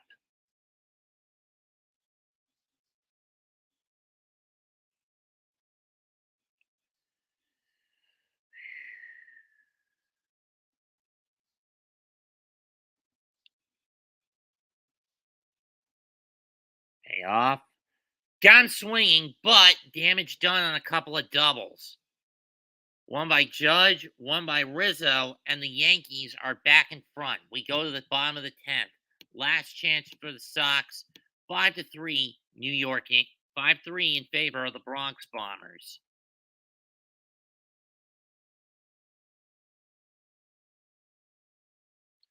Through 9.5 innings.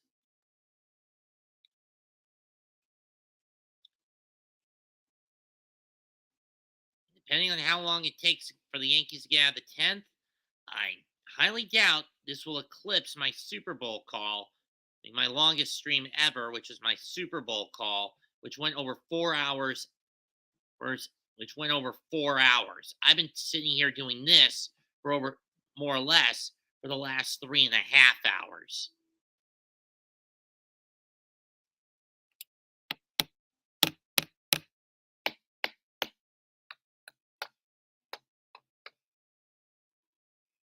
GMC Denali.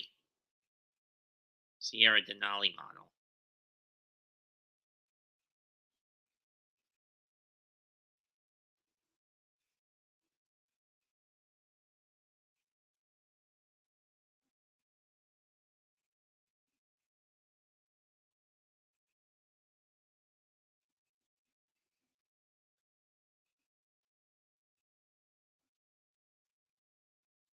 I've never been a fan of sticking pepperonis in the stuffed crust, folks. They're like oil and water to me. It doesn't really mix. And you could say the same thing with bacon in the crust. I mean, sure, they say everything's better with bacon. Not a pizza.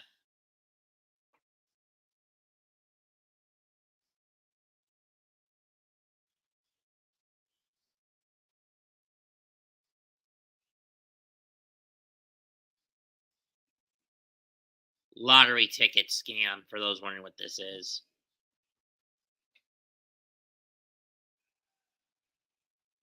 Believe me, I've done those ticket things. They are bullshit. I've never won more than $10 on a single ticket in my fucking life. Trust me.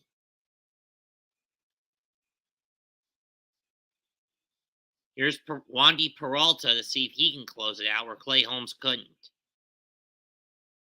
Wandy Peralta, 29 games, 2-1 record, 199 average, 31 2/3 innings, 25 strikeouts, 10 walks. He's going to be on to try to close it out. Duran will serve as the ghost runner for Boston in the 10th. Up first, Rob Refsnyder. Let's see if he can tie it for Boston. He has a solo in the 6th, so we know he has the power needed to get over that fence.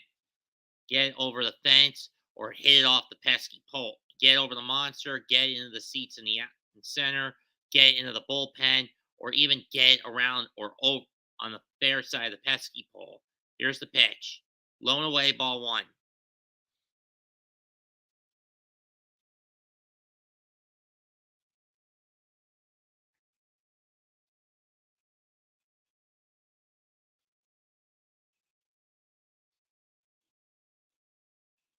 That one almost hit him, ball 2.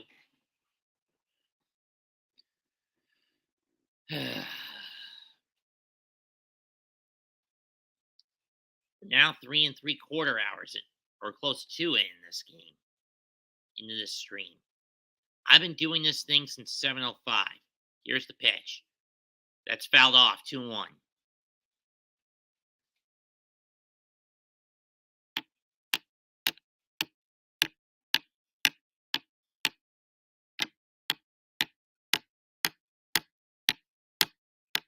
Christian Vasquez on deck. He's 0 for 4 tonight.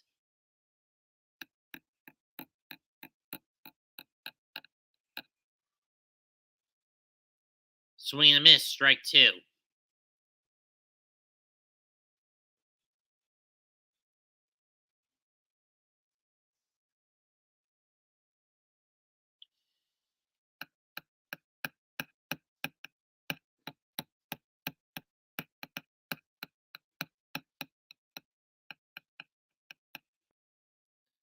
Two pitch.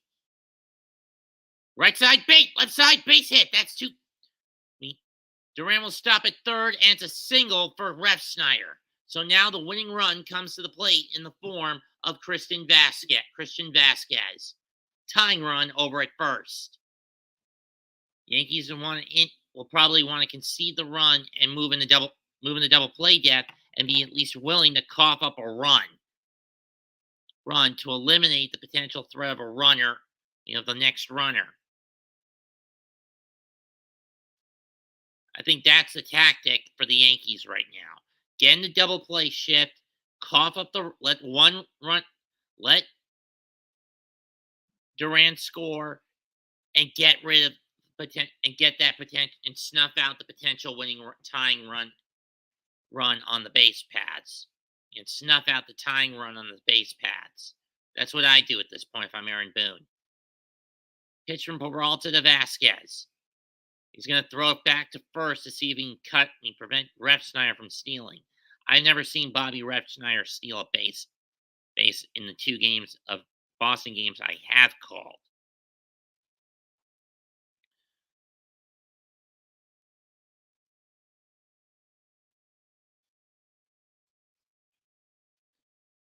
I really hate that I'm calling the game this late. That's popped up. Down the line, shallow right. Gallo there, makes the catch. No tag up. I mean, not far enough for Durant to tag. Now, double play depth. Now, double play wins the game for the Yankees. It would win it for the Yankees. But if it goes over that fence or hits off the wall, off the high point of the monster, this game could be tied.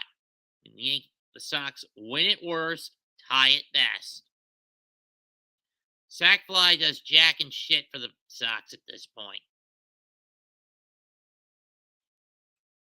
Here's Jeter Downs and Peralta talking it over with his buddies to see what the plan is going to be.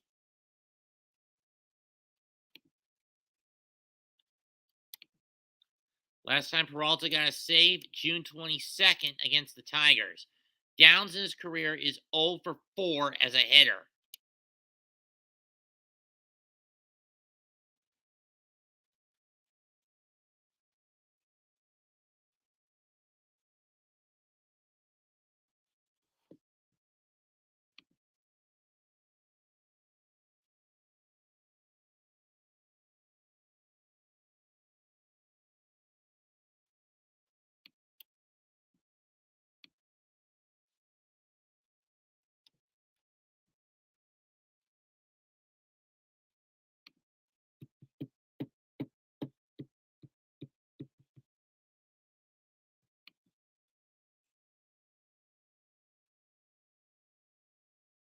Here's the pitch.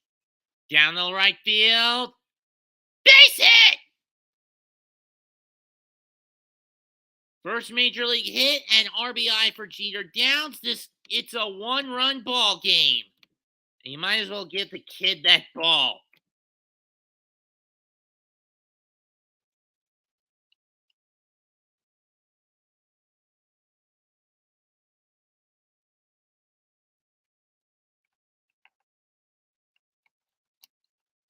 It's been a matinee in Fenway tonight, I'll give it that much.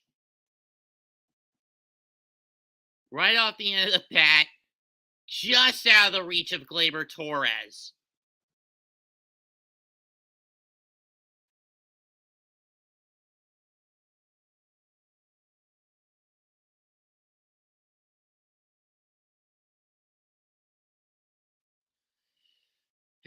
Three hours, 48 minutes. And Xander Bogaerts on with the tying run in scoring position. Up with the tying run in scoring position, time called. And the winning run, 270 feet away. Bogaerts has walked twice, has singled twice, scored a run, and walked. He scored the run in the second for Boston. Strike 1 from Peralta.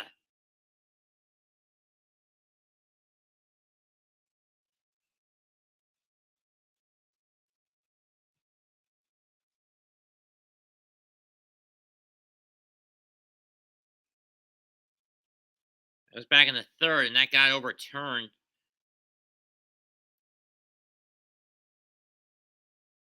On the ground, the third. Bobbled by Donaldson. Thrown to second. First gets him, but it moves the runners up.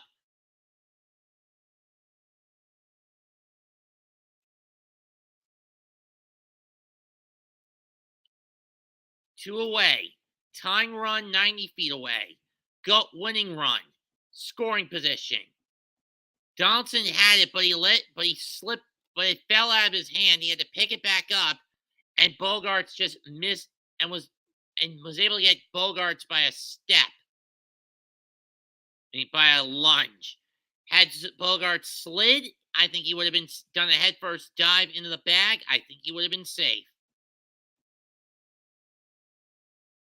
It all boils down now to JD Martinez. Or, excuse me, Alex Verdugo. Ball one nearly hit him. And that one got away, this game would have been tied again. Donaldson may live. That mistake may come back to bite Donaldson in the ass if that ball gets into the outfield and the Sox win it. Deep enough in the outfield to drop in front of either Hicks or Judge, and the Sox win this one. Big F. Ball two, low and away.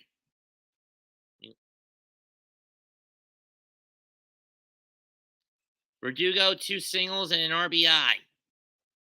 At the time, game-tying single back in the 8th. Downs at second.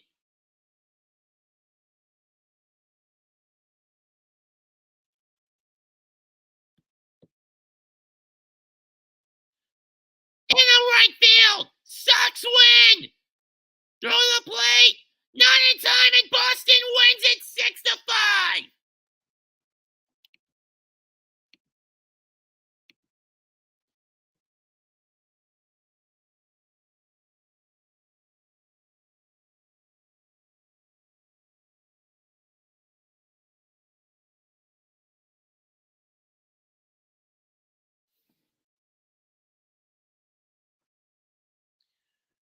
What a game, folks.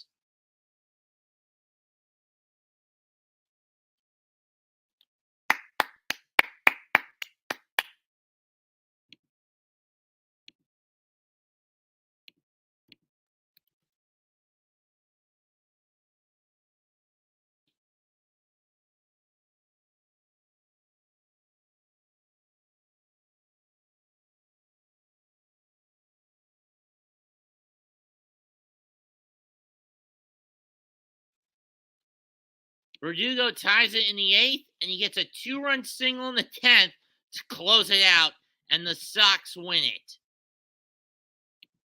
Get a much-needed win over the New York Yankees.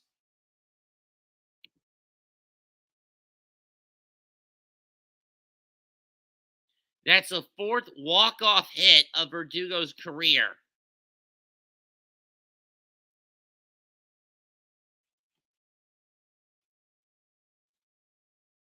Gallo's throw was just up the line.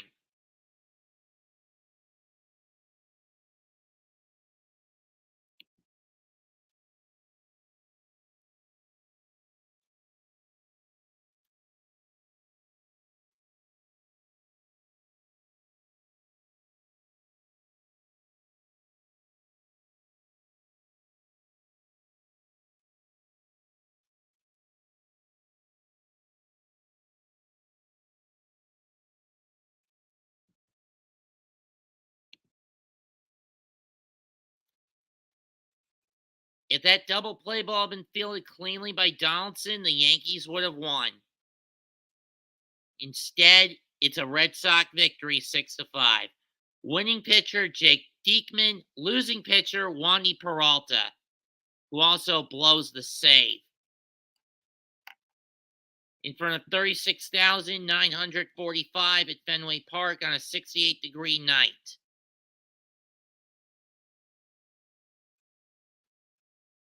Yankees get 5 runs on 10 hits.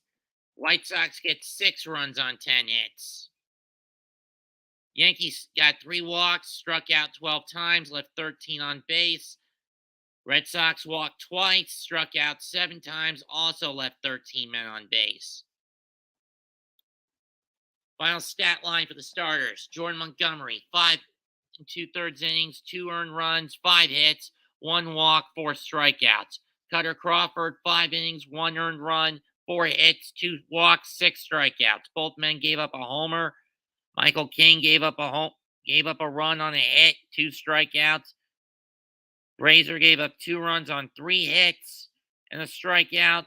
Stram gave up 1 hit and a strikeout. Schreiber, 1 strikeout, clean inning.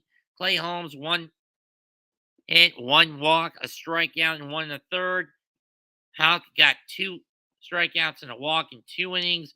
Dankman, 1 run, 1 earned run, 2 runs coughed up on 2 hits and a strikeout. Peralta, 1 earned run, 3 runs coughed up on 3 hits, so it's actually 2 earned runs, and no strikeouts.